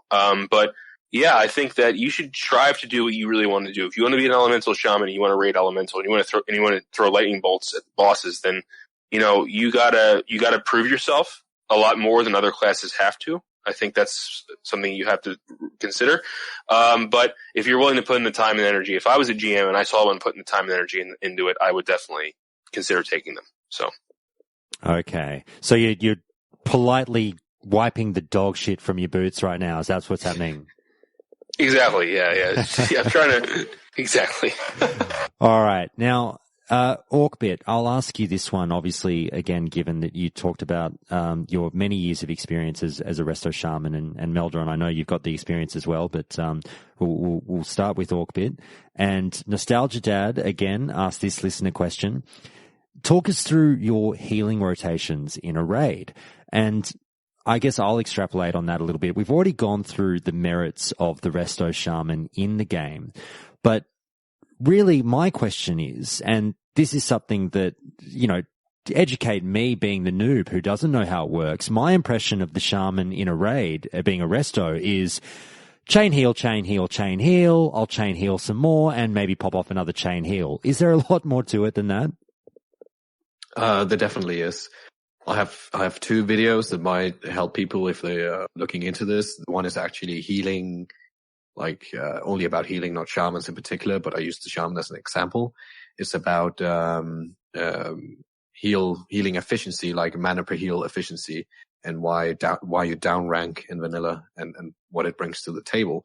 So it's a short video about it. So if you want to check it out, go ahead. It's on my channel. But really, you want to have different ranks of your spells, obviously, because you can't use max ranks of any spell consistently, like paladins can when they get their battery pack, but shamans can't. So you want to have rank 1 of 1 and 3 of chain heal. You want to have I usually have, let's see if I can remember, 5, 6, and 8, and 10 of my, maybe 4 at the beginning as well. But once you get better gear, the mana per heal efficiency gets way higher because you get more plus healing, but the spell costs the same amount of mana, right? And then lesser heal, I would probably have 5 and 6 and 8 as well. And what you do is, because it's never just press one button. You have to kind of adapt to the situation, to the boss fight. So if you know that it's a really AoE intensive boss fight, but it's a very short one, that you can, spam chain heal way more than you usually could. And you might actually also use max rank. I wouldn't recommend it, especially not in the beginning, because you'll go really quickly. But just the point is just that sometimes it makes sense to use higher rank spells if the fight allows you to do it. No fight is just the same. And what you really have to do is get a feel for your mana pool and your spells. How long can I go about doing what I'm doing right now with consumables and mana pots without going The same goes for the elemental part, but you will probably have around, I would say, 8 different buttons to press that all heal as a shaman. But yeah, most of the time you'll be doing chain heal. But you will, and you will use your max rank, like max 10 rank for your instant heal. You should only use your instant heal in oh shit moments, where you want to get your nature swiftness off with a max rank. You shouldn't be spamming that. It's way too much mana. But I would say something around about 8 buttons maximum, 6 maybe. Turning relatively quickly to gear and focusing perhaps a little bit more on the leveling up process, because we've all got our BIS slot lists and things like that, and everyone can look up online, obviously, what they should be gunning for in endgame. But Melderon, I'll ask you, what pieces of gear do you look for that might be slightly off the beaten track through the leveling process? Or do you have a particularly favorite piece of gear that you get at level 43 or something random that you really like? What would you recommend people sort of gun for? For two-handed enhancement, someone already talked about the Ravager in Scarlet Monastery. It's a very good axe. Corpse Maker and Razorfin Crawl. Princess Theradros' Scepter from Maradon. The axe from Hydrospawn in Dire Maul East. There's more. As far as elementals concerned, almost everything from Zul'Farrak, the headpiece, the staff, one-handed enhancement or one-handed dagger. I mean, there's a dagger you get from completing the Hakar quest in the Sunken Temple. It's very good. God, I mean, there's a lot, and I recommend anyone who's really looking for this is to use those databases online like HesicDB, and you can filter by level and by item, and you can really get a good idea. Just remember, slower weapons are better for Wind Fury, faster weapons are better for one-handed Flame Tongue, and anything that gives plus healing, plus damage, you want to grab because they're kind of rare. Orcbit, how about you? Any favorites? Yeah, Claw of Chromagus, Lockamere, and Dreams. That I would say that's the ones I look forward to the most during the gearing of the shaman. Okay, now they're all elemental weapons, as you probably mentioned that. Mm-hmm. Well, the one question I had personally is if I were to choose to level a shaman and knowing nothing about stat, I mean, I can guess as to stat priority, but my question would be, Orcbit, is the stat priority the same between elemental and resto? We're talking end game? Let's say leveling and end game. Yeah, because there's not really that much like spell gear doing leveling, so I mean, take what you can get, but it's not worth, for me at least. I wouldn't go hunt pieces down and repeat dungeons over and over to get 6 more spell damage. No. Once you get to 60 though, definitely as an elemental shaman, you want to go for crit. Crit is insanely great to have as a shaman, and spell damage. But as a resto shaman, you would go for MP5 and healing instead. Because you have this, I mean, there's the notion that elemental is for PvP. So you would never go for sustain as elemental, either way, because if you do that, you might end up, let's say you go for no spell damage and only MP5 as elemental.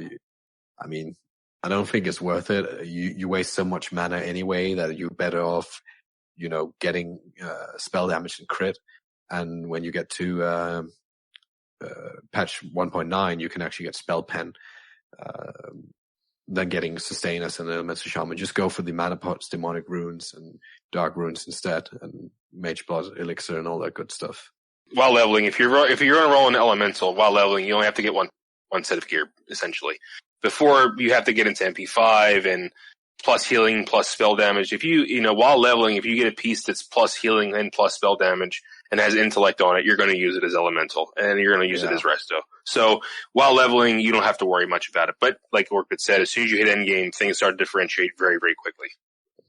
I'm sitting here rolling my eyes at myself because, as you know, Melderon, I'm allowed one stupid question per podcast, and I think I just burnt it when Orcbit answers straight away, like, plus healing for resto. I'm sitting here going, fuck, I'm an idiot. I should have known that. No, dude, it's fine, man. It's a lot to keep in your head, man, especially being a podcast host. There's a lot you have to keep in your head. And also, MP5 is more important than plus healing, especially early on. Yes. If you can find static MP5 gear while leveling, wow, yeah, you want that. Okay, well, we'll move on to another big subject, and that's PvP. Now, I haven't asked you guys yet, but Melderon, you've touched on it before, but again, we'll refresh people's memories. So first, you, Melderon, can you tell people about your experience, if any, in PvP as a shaman? So I've done very, very few battlegrounds because this is my second shaman I'm leveling now.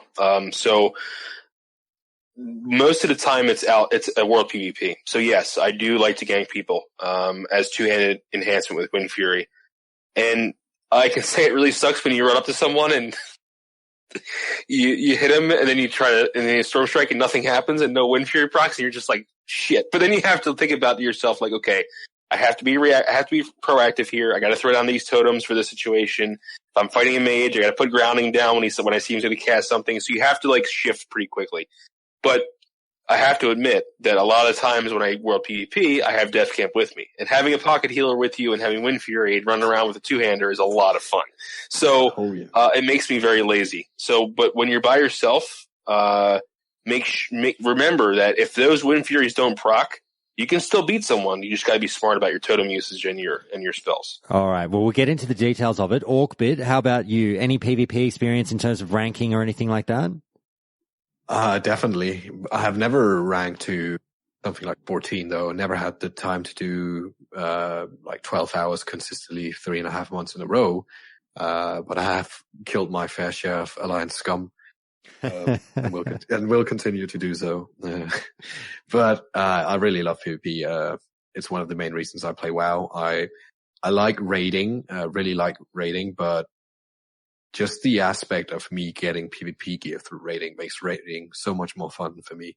I love PvPing as elemental. I used to PvP a lot as an enhancement as well, but I just got really into elemental the last like 4 years or something like that, and I love it. I think I have like one video or something with just some random clips from the stream. If people want to check it out, it's more real and generic. It's not like a montage. It's just basic clips from the stream of me fighting different kind of people. So yeah, if you want to like sort of insight into how just normal encounters would be, that's probably a good clip to watch.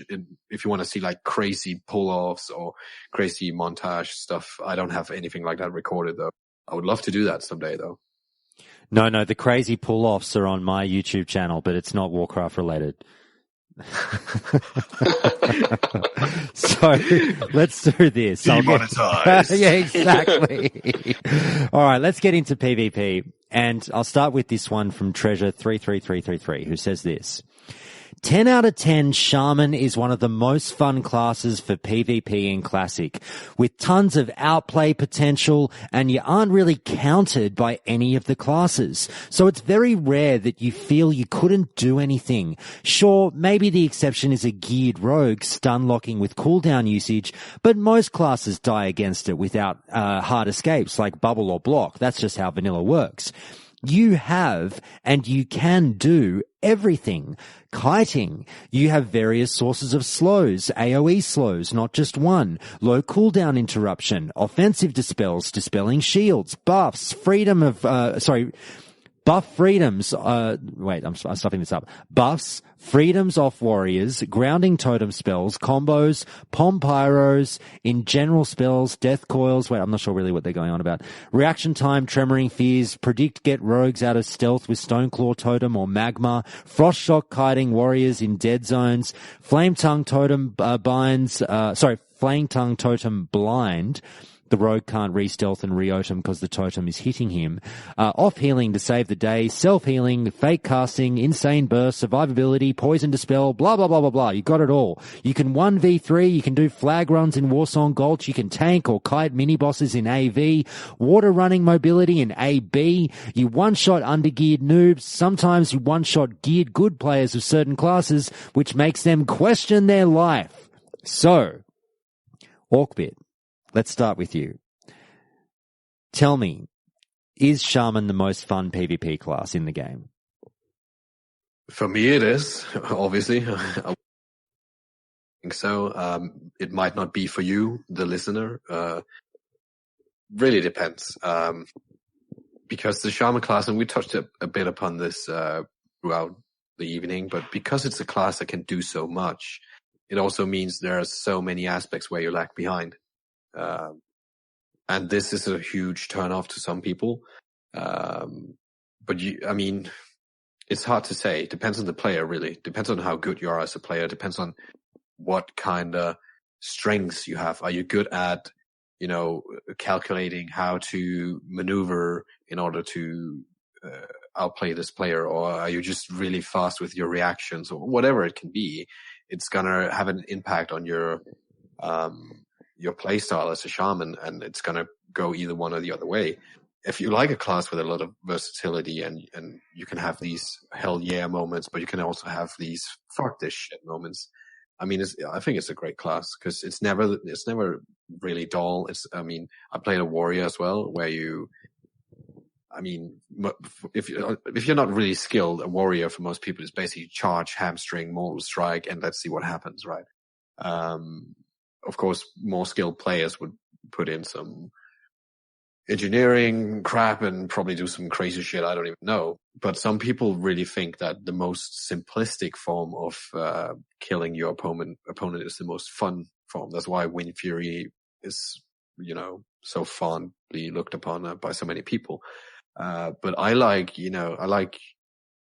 bursting, but I also like handling situations with my different spells and shit. So if you like that, if you like, not always having to encounter every player the same way, because a warrior can basically only encounter any class the same way. It might be something for you or not. I like that I can, if it's a mage, I'm going to do this. If it's a warrior, I'm going to do this. If it's a rogue, I'm going to do this, and so on. I think there's more flavor to it because it's a hybrid class, but it also brings way more flaws to the table. So just be aware of that. All right, Melderon, I'll turn to you and I'll read just part of a quote from Treasure33333, who says this: enhancement is the hardest class to gear up, the hardest spec to gear up properly for PvP. By that I mean to find a proper balance in stats before the rank 10 set, because you need a fair balance between so many stats. You pretty much need everything, or it won't feel good to play. I found they're very sensitive to even slight deviations in some stats. You need stamina to be tanky, you're an upfront fighter, and you don't die in the burst of other classes, blah, blah, blah, blah, blah, blah, blah. So, Melderon, here's my question. You PvP'd as a shaman, and I'm guessing that you probably did that a bit more as an enhancement shaman. Tell me if I'm wrong. But if so, go into bat for the enhancement shaman in PvP. Do you feel it's a better choice than elemental? Because I'm going to ask Orcbit after this about what many people presume to be the number one spec for PvP being elemental. So why enhancement maybe? Honestly, they're different. They're so different. Their PvP approach. I mean, yeah, okay. Their toolbox is essentially the same, right? And the shaman toolbox is vast. So that the last thing that the guy talked about, where he was talking about all these situational totem usages, about putting Searing totem down or putting magma totem to get rogues out of stealth, and like that tool chest is so big, and it's in both. But when it comes to the damage output, honestly, and gearing, they're almost two different classes. They have such a huge different approach to PvP. Enhancement, like he said, stamina is important. Strength's important because you have to hit. But then you have to worry about crit and agility. Like, if you're not critting enough, you don't proc flurry. The more times flurry proc, the more chances that Wind Fury will proc, because you're going to be hitting faster. So you have to, there is a balance in stat priority. And then elemental is a totally different animal. And elemental, you're hitting from afar, you're using your lightning spells, and your stat priority is entirely different. Honestly, enhancement and elemental are probably the biggest difference within a class when it comes to PvP capability, not capability, it's PvP gearing and damage output. So I would not even, honestly, they're very hard to compare. And I think that enhancement's fun for people who want to play enhancement and want to see Wind Fury procs. Elemental is amazing for people who want to blow people up from far away. So, but the toolkit is what links them, but they're very different. So I don't know if I can answer effectively which one's better. No, fair enough. Now, Orcbit, I'll turn to you and I'll read you this quote. And this is, again, a listener question from Prism over there at the Countdown to Classic Discord, who says this: Elemental is a widely feared PvP spec due to its huge burst damage, healing, and utility. That said, it's very difficult to get gear for this spec, as Elemental is not viable in PvE, and the spec is not itemized for very well until AQ40 and Nax. So do you have any recommendations for gearing a PvP Elemental Shaman in the earlier gear tiers? So you're gonna, like, in the early tiers, there's not much spell hit gear, and it's gonna be very scarce, and your guild is probably gonna be decking out the casters first. But there are some things, especially once the CG hits. Patch 1.7 brings a lot to the table. You also got Diamol 1.4. So at the very beginning, it's very scarce.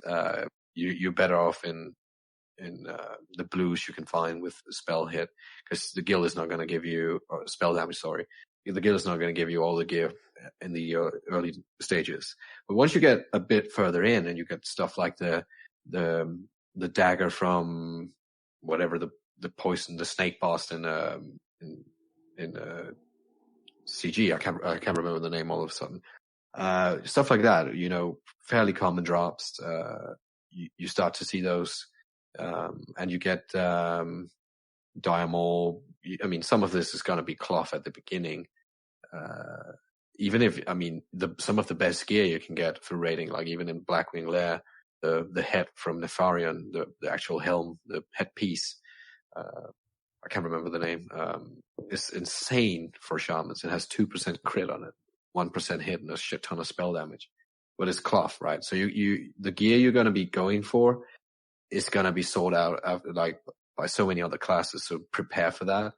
You're not going to be a priority, which is one of the most hardest truths you have to face. I mean, either you can be really lucky and have a guild that will just fucking shower you. I've never experienced that, but some people might have. Or you just have to stick around and make sure that, your guild knows what they're doing, and not just, giving out gear to people leaving the guild constantly. So when people actually get geared, you're the one that's next in line. But it's going to be hard in the beginning, for real. Just a heads up. Now, just to piggyback off of that, just very quickly, Orcbit, people do sort of have these arguments about what's the best class and spec in PvP. And I think more often than not, whilst every class sort of gets a bit of time in the sun in this argument, you do get a lot of people saying elemental shamans. So is it clear cut to you that, I know it's all situational, but overall, do you feel like elemental shamans are the deserved number one PvP gods in vanilla? I don't think so, to be honest. Okay. And even if it was the case, you can give a toddler tank or a bazooka or whatever, and what's the toddler going to do with it? And you can give a random player a good character, but if he doesn't really know how to play it, and I'm not trying to make it sound more complex than it is, because sometimes you can press 2 buttons and kill someone. But PvP is this kind of thing where it really depends if it's a duel, if it's a battleground, if it's world PvP. Do you get an opener? Is the opening on? There are lots of factors here, and shamans, yeah, they do have bursts and great utility, but I wouldn't put them as number one. I would even be hesitant to mention a number one.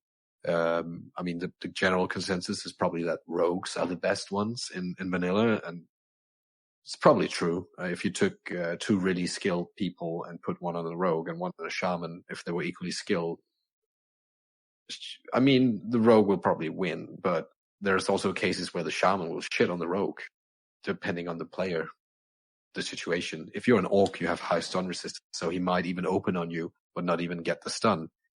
It's just really nuanced. Now, Melderon, one last question before we get to the next segment of the show, and that's pertinent to a particular video that you've released yourself, all about one particular aspect of shaman lifestyle that could be explored a little bit by people if they so chose. And that was a tanking video that you released about shamans going through dungeons and potentially taking up the mantle of tank. So if I could just get a quick bit of a soliloquy from you on, is shaman tanking really that much of a meme, or is it actually somewhat viable? Okay. It is not, I will say this right now, it is not viable for raiding. There are accounts of people doing MC and Ani with the shaman, but this is usually after you've got your own farm. They are by no means a de facto tank. However, I would argue that if you're in a 5-man dungeon thing, any 5-man dungeon, they can tank. They can definitely tank any 5-man dungeon. You can tank multiple mobs. You have to know what you're doing. It's in some situations it's highly gear dependent, and it requires a tad more finesse than I would say warrior and druid tanking does. They suffer from the same problems as paladins. They require mana, so they have to drink after usually every pull.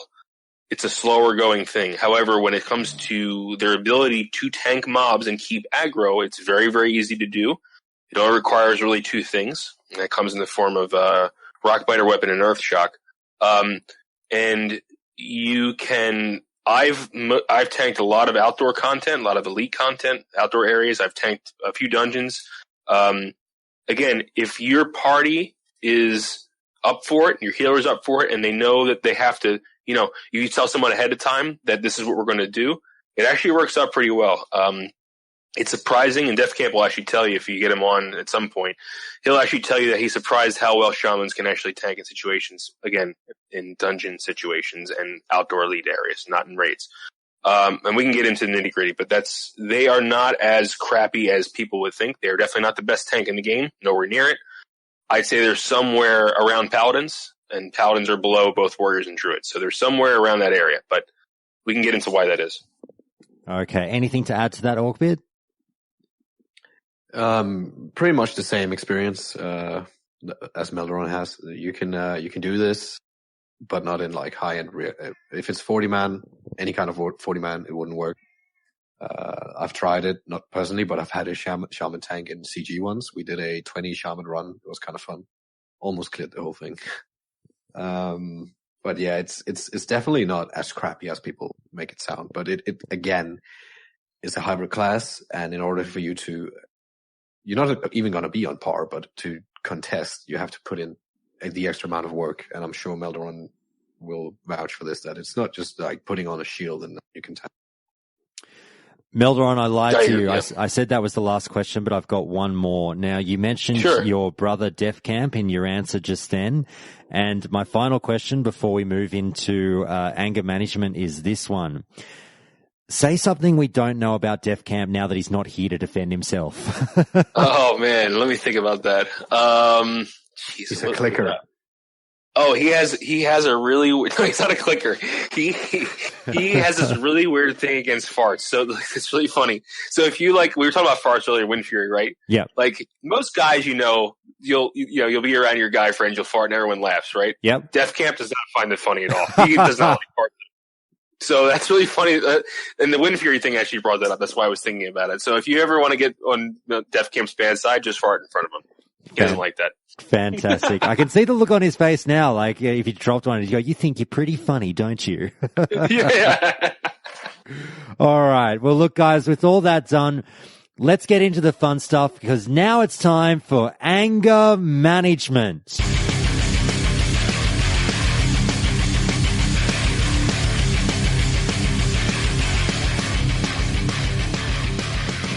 So each episode, what I do is I have the interviewees hit me with something that really pisses them off about vanilla World of Warcraft, whether it be the game or the community. So I'm changing things up very slightly. I've asked you both to come up with something, but with you, Melderon, I've done a bit of a twist. So Orcbit, I'll get you to have your say in just a second, but with Melderon, I'll start with you.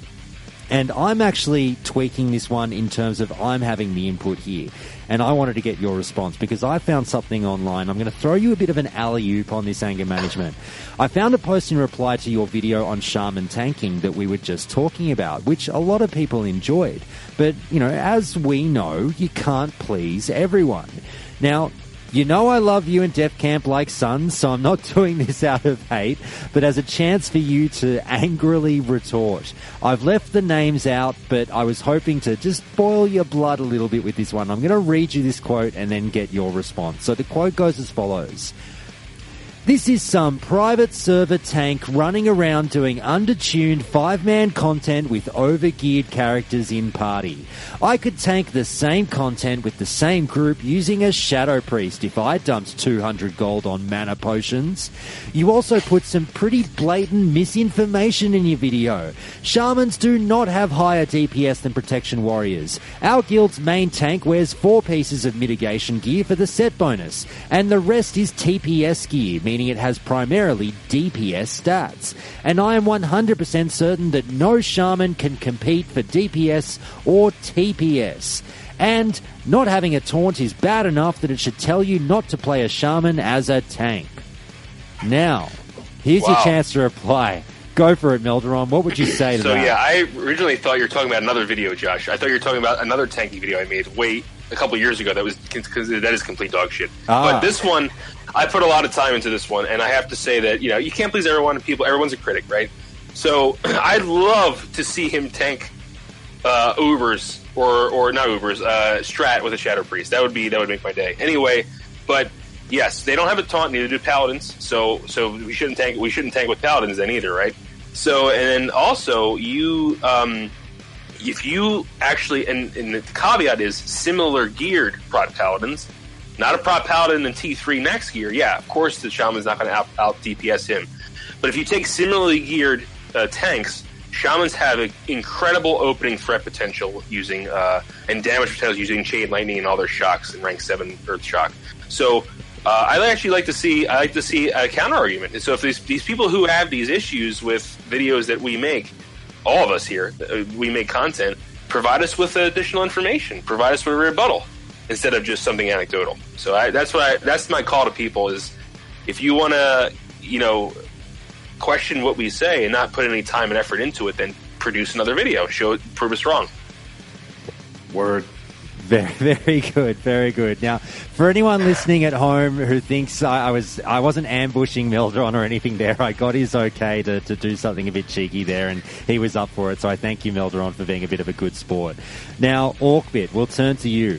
Tell us, is there something about vanilla World of Warcraft, be it the game or the community, that really gives you the shits that you'd like to rant about? I guess it kind of depends on time of the year, you ask me, because if I'm in a really PvP period, I'll probably rant about some ranking stuff or like people being fucking dicks in BGs just because they want to rank, all this stuff that is kind of meta to the game but it's not in the game. And if it's raiding, I mean, I have this really horrible. I was so pissed when the End of Dreams finally dropped for me in Nax, because it dropped before, but first you have the Shadow Priest, then you have the class leader, and then it was finally my turn. And back then, especially because we were playing on Warsong, and to avoid any master looting bugs or anything, we would put it on free fall during the raid, and we trusted every member of the guild. And this Russian shaman went over and fucking ninja looted in front of me, and I was so pissed. And I guess what I'm trying to say is that this wouldn't obviously not be a problem in Classic because you wouldn't have the bug, but sometimes, even though it's just pixels on the screen, it can, like, loot can piss you off if you've been looking for that shit for a long time. And it's, again, I try to remind myself, it's just pixels on the screen, but you spend so much time and effort. And, if people pull crap like that, like you looting shit right in front of you, oh my god. I gotta be honest, that shit is gonna make my piss boil. It's funny, one little thing I'm just noticing now, I have seen your videos online before, Orcbit, over the last sort of, 6 to 8 months. I've taken in one, when I can. And, you obviously, in speaking in this podcast as well, you have a very, calm, very nice, soothing voice, a bit of a radio voice, if you will. And, it's funny to subject you to this anger management, segment, because I can't see you losing your mind over Ventrilo or, now Discord these days or anything like that. I picture you somewhat as a bit of a Liam Neeson in Taken, kind of going like, I have a particular set of skills, and know that I am coming for you in that very calm voice. I've never thought about it, but you're probably right. I will fuck you up. All right. Well, look, guys, now it's time for Memory Lane.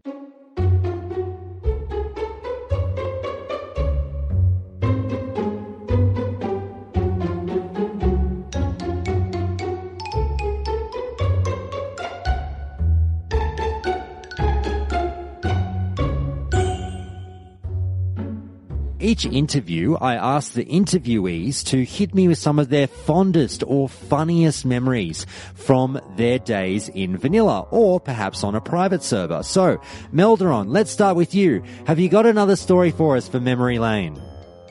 I do. This one is actually from Nax, from Wrath of the Lich King Nax, so Special Olympics Nax. Sorry, that's probably a really inappropriate joke, but it's not the same as. I'll fully admit that we did not do it in vanilla, so this is not as hard. But we were doing Thaddeus for the first time. First time we killed Thaddeus, and I'm using this because it's relevant. He just had a Nax show on Countdown to Classic, which I really enjoyed. So if you know the Thaddeus fight, you jump down after killing those 2 sub-bosses. You jump down, you have to switch sides with the polarity, blah, blah, blah. Anyway, so he killed all of us except for Defcamp. So we're all dead, we're all sitting there, and he's at a very low percentage of health. I didn't exactly know what percent it was, and we were like, oh my god. So Defcamp right-clicks on him and hits him with his staff and kills Thaddeus. Like, literally, Defcamp, he's a priest, staffed Thaddeus to death. We all went insane, of course, because that was our first Thaddeus kill, was actually Defcamp's staff. He actually staffed him and killed him. Wow. So that was a pretty awesome experience. You know what, I'm not even gonna make a dick joke there because it writes itself. Yeah, it does. Apparently Defcamp staff's big enough to get the job done. That's it. All right. And Orcbit, how about you? Maybe you've got a story about Defcamp's dick as well. I don't know. I sure do, but one at a time, I think. Fuck yeah. I have so many great and fond memories from vanilla and just playing vanilla on private servers in general. I think like first time when we killed the 4 horsemen with my old Omega guild, that was insane. So much preparation and like such a long raid night. We usually have these 4 to 5 hour long raids with invites and everything included. And this night we were running on our like 5th hour, and everybody was so agitated. So many tries went so well, and then got fucked up. And then finally, the last try, which lasted around like 40 minutes or some crazy shit because so many DPS were dead. But you could still finish it off. It just takes like forever as long as you do what you're supposed to. We finally kill it. And you know, the ventrilo goes nuts and everybody's just fucking happy. And then, you know, you can just like hear the GM is like, well done guys, I would not have been able to do one more try with you fuckheads. And like everybody just you know, everybody's happy. We got our 2 first pieces of T3 chests thing. Like it was such a great night, and it just puts, because Nax, like AQ, but especially Nax is really a guild killer. Because you just, you know, you want to progress, but you're used to progress so easily through the content, like the previous content, that this feels so much more, you know, you're like fucking face palming through your head every time you wipe, and like, why did this melee not go out when he had the debuff? Stuff like this. So the whole guild is so, you know, so irritated, and then it finally happens and everybody's good friends again. It's amazing. All right. Yeah, it's an amazing feeling when you finally get down a boss for the first time. It's really awesome. Yeah, and I mean, we can save this for a great memory of a actual guild meeting we had, like in real life, where I passed out in a bathtub. But we can save that for later. Oh no, you've teased it for next time. All right, definitely, you have to remind me to ask you about that one next time. I'll probably get the listeners writing in going, we want the bathroom story or passing out. I mean, you can probably find it online. I think I told it on stream, but I'll save it. Okay, save it for next time. We'll leave it on that great tease. Well, look, guys, we're 2 hours in. I cannot thank you enough for obviously coming on the show. You've made it through. You've done so well. Please, just before I let you go, tell everyone again where they can find you. Melderon, go. Defcamp and Melderon TV on YouTube. We make a whole bunch of different kinds of content. We make Let's Plays, vlogs, Def Talk, which is like a podcast sort of thing. We do guides. We do everything. So just come by, hang out with us. You can find our Discord and Twitter links on every video. So, Orcbit, hit us up. Well, obviously on Def Talk and on Countdown to Classic, because that's really where you want to be. But if you want to look closer to what I've done, YouTube/Orcbit should bring you to my videos. Orcbit GG on every other platform. That's Twitch, Twitter, Facebook, whatever. Grindr, maybe, I don't know. So yeah. easy to find. All right, well, on that note, guys, we laughed, we cried, we talked about dicks. It's the podcast that had it all. Thank you so much again. I really do appreciate you taking so much time out for the show, and I know that obviously the listeners do appreciate it as well. So, just I can't wait to speak to you both again. I'm sure you'll be back again in the future, and thanks so much.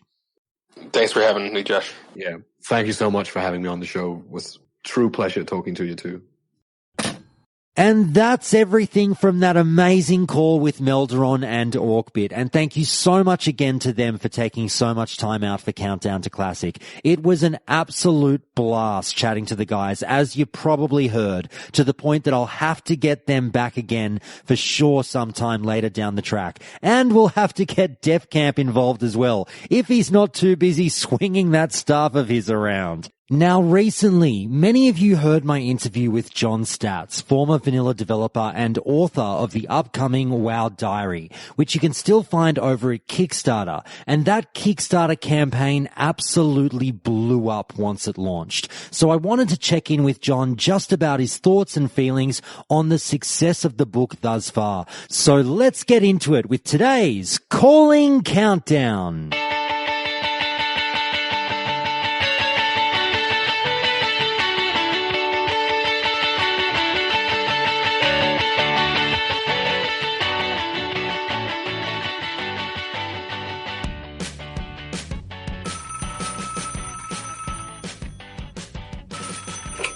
All right, we've got another caller on the line now, and again, a very special guest, someone who you've all come to know and love, John Staats. How's it going? Very good, very good. Thanks for having me, Josh. How are you? I'm really well, thanks, mate. Now, just to let everyone know, you've just let me know, off mic that, you're shattered. You're a bit tired, and I think it's all very much so deserved because you have been a busy man. So, yes, I have. Obviously, to let everyone know, the last time we spoke was about a week before the Kickstarter took off, and then the launch happened, and a lot has happened since then, and I've got no doubt that it's been quite the roller coaster of emotions for you. So what I'd ask firstly is, mate, I know that I've seen you mention around the traps already that first day of the Kickstarter, you were actually quite busy and you didn't get much chance to check in on what was going on. Tell people about, if they're not already aware, that obviously the crazy success of the Kickstarter, but also that first day and what you were going through. What I went through is I scheduled a Reddit Ask Me Anything event. The moderators were kind enough to host it, and this event was pretty big. They were surprised at the sharp increase of activity there's a sharp increase of activity on their Reddit board. And I was just typing from 2:00 till about 10:00 at night. It was like literally just 8 hours of typing. My internet had gone down the day before my Kickstarter, so I had to relocate to another person's house. And so I was sitting at a kitchen table. Everybody's, walking around me, and it was just a little bit more difficult than normal to concentrate. So that's what I was doing. I was so busy with the Reddit questions, just hitting the questions, making sure that everybody got their questions answered, that I barely even looked at the Kickstarter page.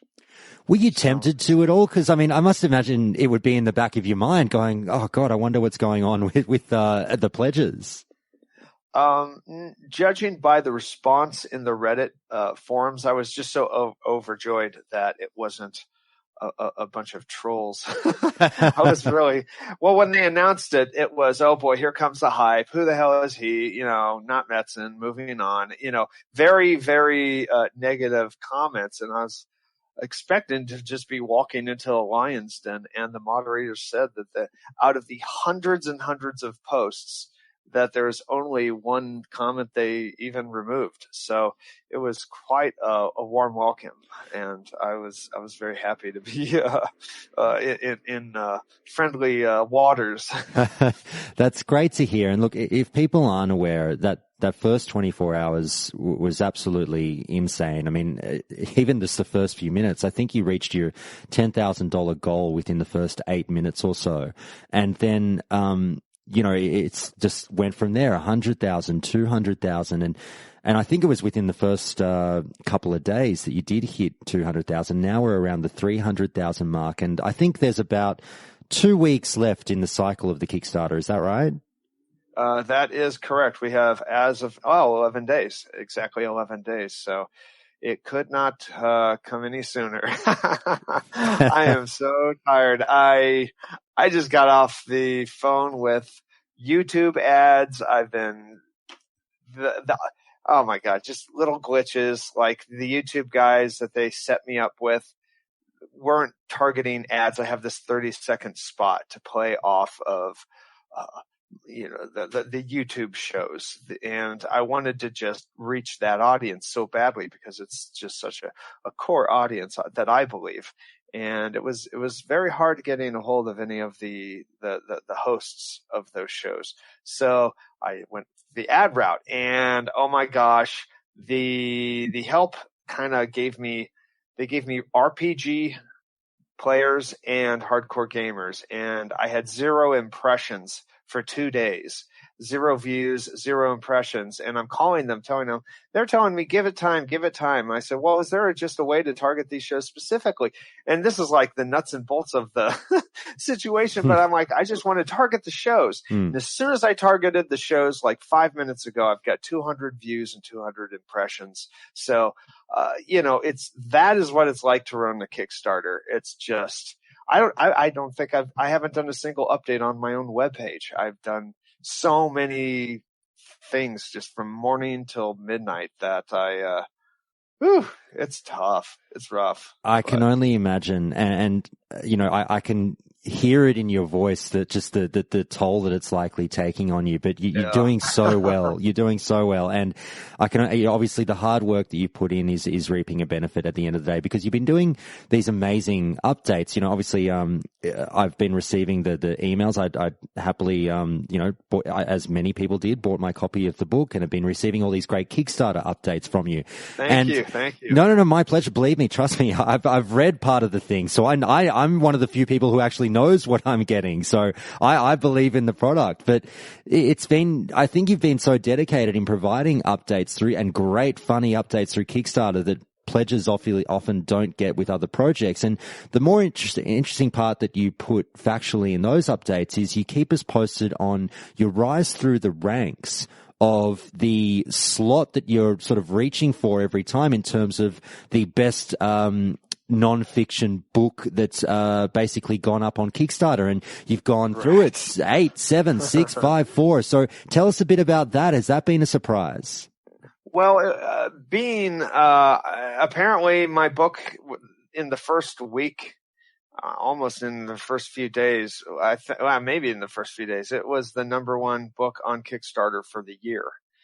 And that was never even on my radar. It never even occurred to me to be #1. And one of my friends posted a link that for all-time nonfiction, I'm already the #3 slot. So, and we're closing in on #2. I think we'll hit #2 probably by the end of the campaign. Fantastic. #2, yeah. And some of these campaigns are just so weird. Like #2 has a whole bunch of vacation plans. Like 5,000 or 2,000 or 3,000 will go to like Fiji for a week, spend a week with the author. So you're buying vacations for these. It's craziness. So yeah, I'm doing well. Out of interest, do you know what the #1 nonfiction book on Kickstarter of all time is? Yes, I do. It's personal improvement. Yes. I can't remember what it is. It's hosted by someone who has a blog, who has hundreds of thousands of followers on their podcast, and all of the ones at the top. I started with nobody knowing who I was, and something happened yesterday where I got 400 followers from Twitter. I was just amazed. All of a sudden, a whole bunch of people tweeted. So, now, if I were to put you on the honesty seat for a second, John, and said, look, honestly, before the campaign started, where would you have think you would be in terms of total pledges? What figure do you think you would have come up to with what you were realistically hoping for from the campaign? Very much so 80,000. Originally my target was 40,000. A Kickstarter expert said if it's 40,000, you want to lower your target to 10,000. 10,000 would have been pretty bad for me. I would have been able to deliver it, but it would have been rough. I probably would have, 40 to 80,000 was like kind of the comfortable break even type of stuff. 80,000 was my best guess. I thought I'd get a couple thousand backers. That was.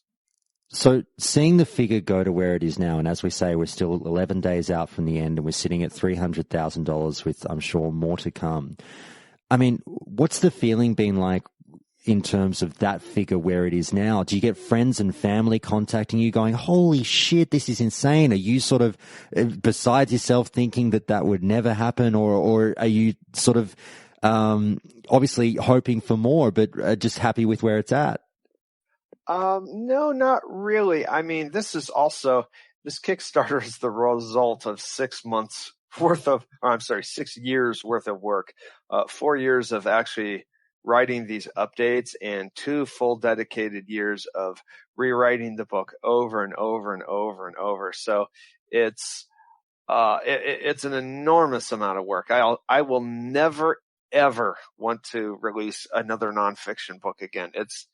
I cannot even exaggerate how hard it was for me to do this, even despite its success. If I had another guaranteed success to make just as much money, I would not do it. It's that hard. There were parts of where it's enjoyable, but it's pretty tough. So, and I've got a lot of, I've got debts to pay off and stuff like that, borrowing money to get by. So, yeah. Have you heard back from anyone at Blizzard or even ex-Blizzard friends about the project and any kind of feedback that they've had from the result of the Kickstarter? The AMA that I did yesterday on Reddit Classic WoW, I did with Bo Bell, who is an exterior. He was one of our first exterior level designers. We had 4 of them come up, and Bo was in that group. First one on the project, and we had Alexander Brazi. He was probably one of our first hires after we shipped WoW, and Sam Latinga, he's now at Valve. He was a superstar before he even came to Blizzard. He was a programmer. He ported a lot of games to Linux, and Sam wrote the user interface, where people could have put add-ons. He did, the AI. He did Battlegrounds AI he did so much. He was a lead programmer. So we all answered questions, and it was so cool to have 3 people that weren't me, rather than just my take on things, like Bo and all those guys. They're answering questions, and I'm fascinated by their answers because I didn't know them. I was amazed. The AMA is just amazing that we did on Reddit yesterday. The link is still up if you have. Well, I don't know when we're airing this, but it was just pretty cool. And obviously, it must have been great to catch up with the guys in that way again. Have you got any word from Blizz HQ about, hey, holy crap, John, congratulations, or anything like that? No, I think they're pretty happy. I'm pretty sure they're happy. The attorneys I talked to the night before the event, they said we were talking about concerns on like how to advertise the book, making sure that I don't associate Blizzard. Blizzard has to keep at a distance away from it because we don't have an agreement to use their images to promote my product. And if I do, then it gets Blizzard in hot water with the possibility that somebody else could then use their images to sell merchandise. And that's something that I believe in too. That's certainly one thing I wanted to do. But just talking to the attorneys, they were pretty, I don't want to say giddy. Maybe giddy is the wrong word, but they were very happy for me. They were kind of excited to talk about. We were talking about Warsong Gulch and just, some of the places in the world, and because they had read the book and they were kind of geeked out over the all the details and all the mysteries that it solves. So they were pretty happy for me. Fantastic.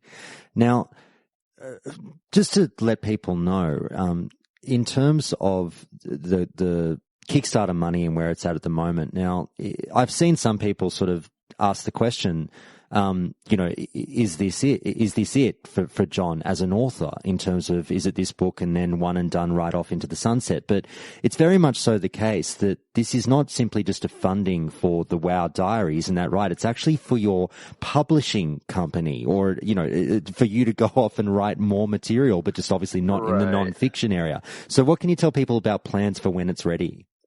Right. So When It's Ready is my company, and this, Mike Morheim told me, and this was the first plan, I think the first update, maybe the second, that I did for the project. When I asked Mike Morheim, how does Blizzard do it? How does Blizzard set itself apart from other studios? Because we were making the same mistakes everybody else is doing, and we've got pretty much everything the same. And he said the secret is self-publishing. Simply that. When you are a self-publisher, you have the ability to spin on something and polish it until it is done, and then you can do it. You don't have that freedom as other studios were, burdened. They're shackled to a publisher or an investor that demands this happen or when it happens, and they'll do this through contracts. So being a self-publisher is everything, and that's what I wanted to establish, and that's what my backers have helped me do. Is I can now self-publish the next project. I have 2 more projects down the pipe. One is a board game that translates boss fights and dungeons into a tabletop game that people haven't seen before. I'm pretty excited about it. I think it solves a lot of problems with dungeon crawl board games. And I've also been working on a series of novels that will be fiction. They're fiction novels. They're apocalyptic Cthulhu type of stories. Great American apocalyptic novel. Fantastic.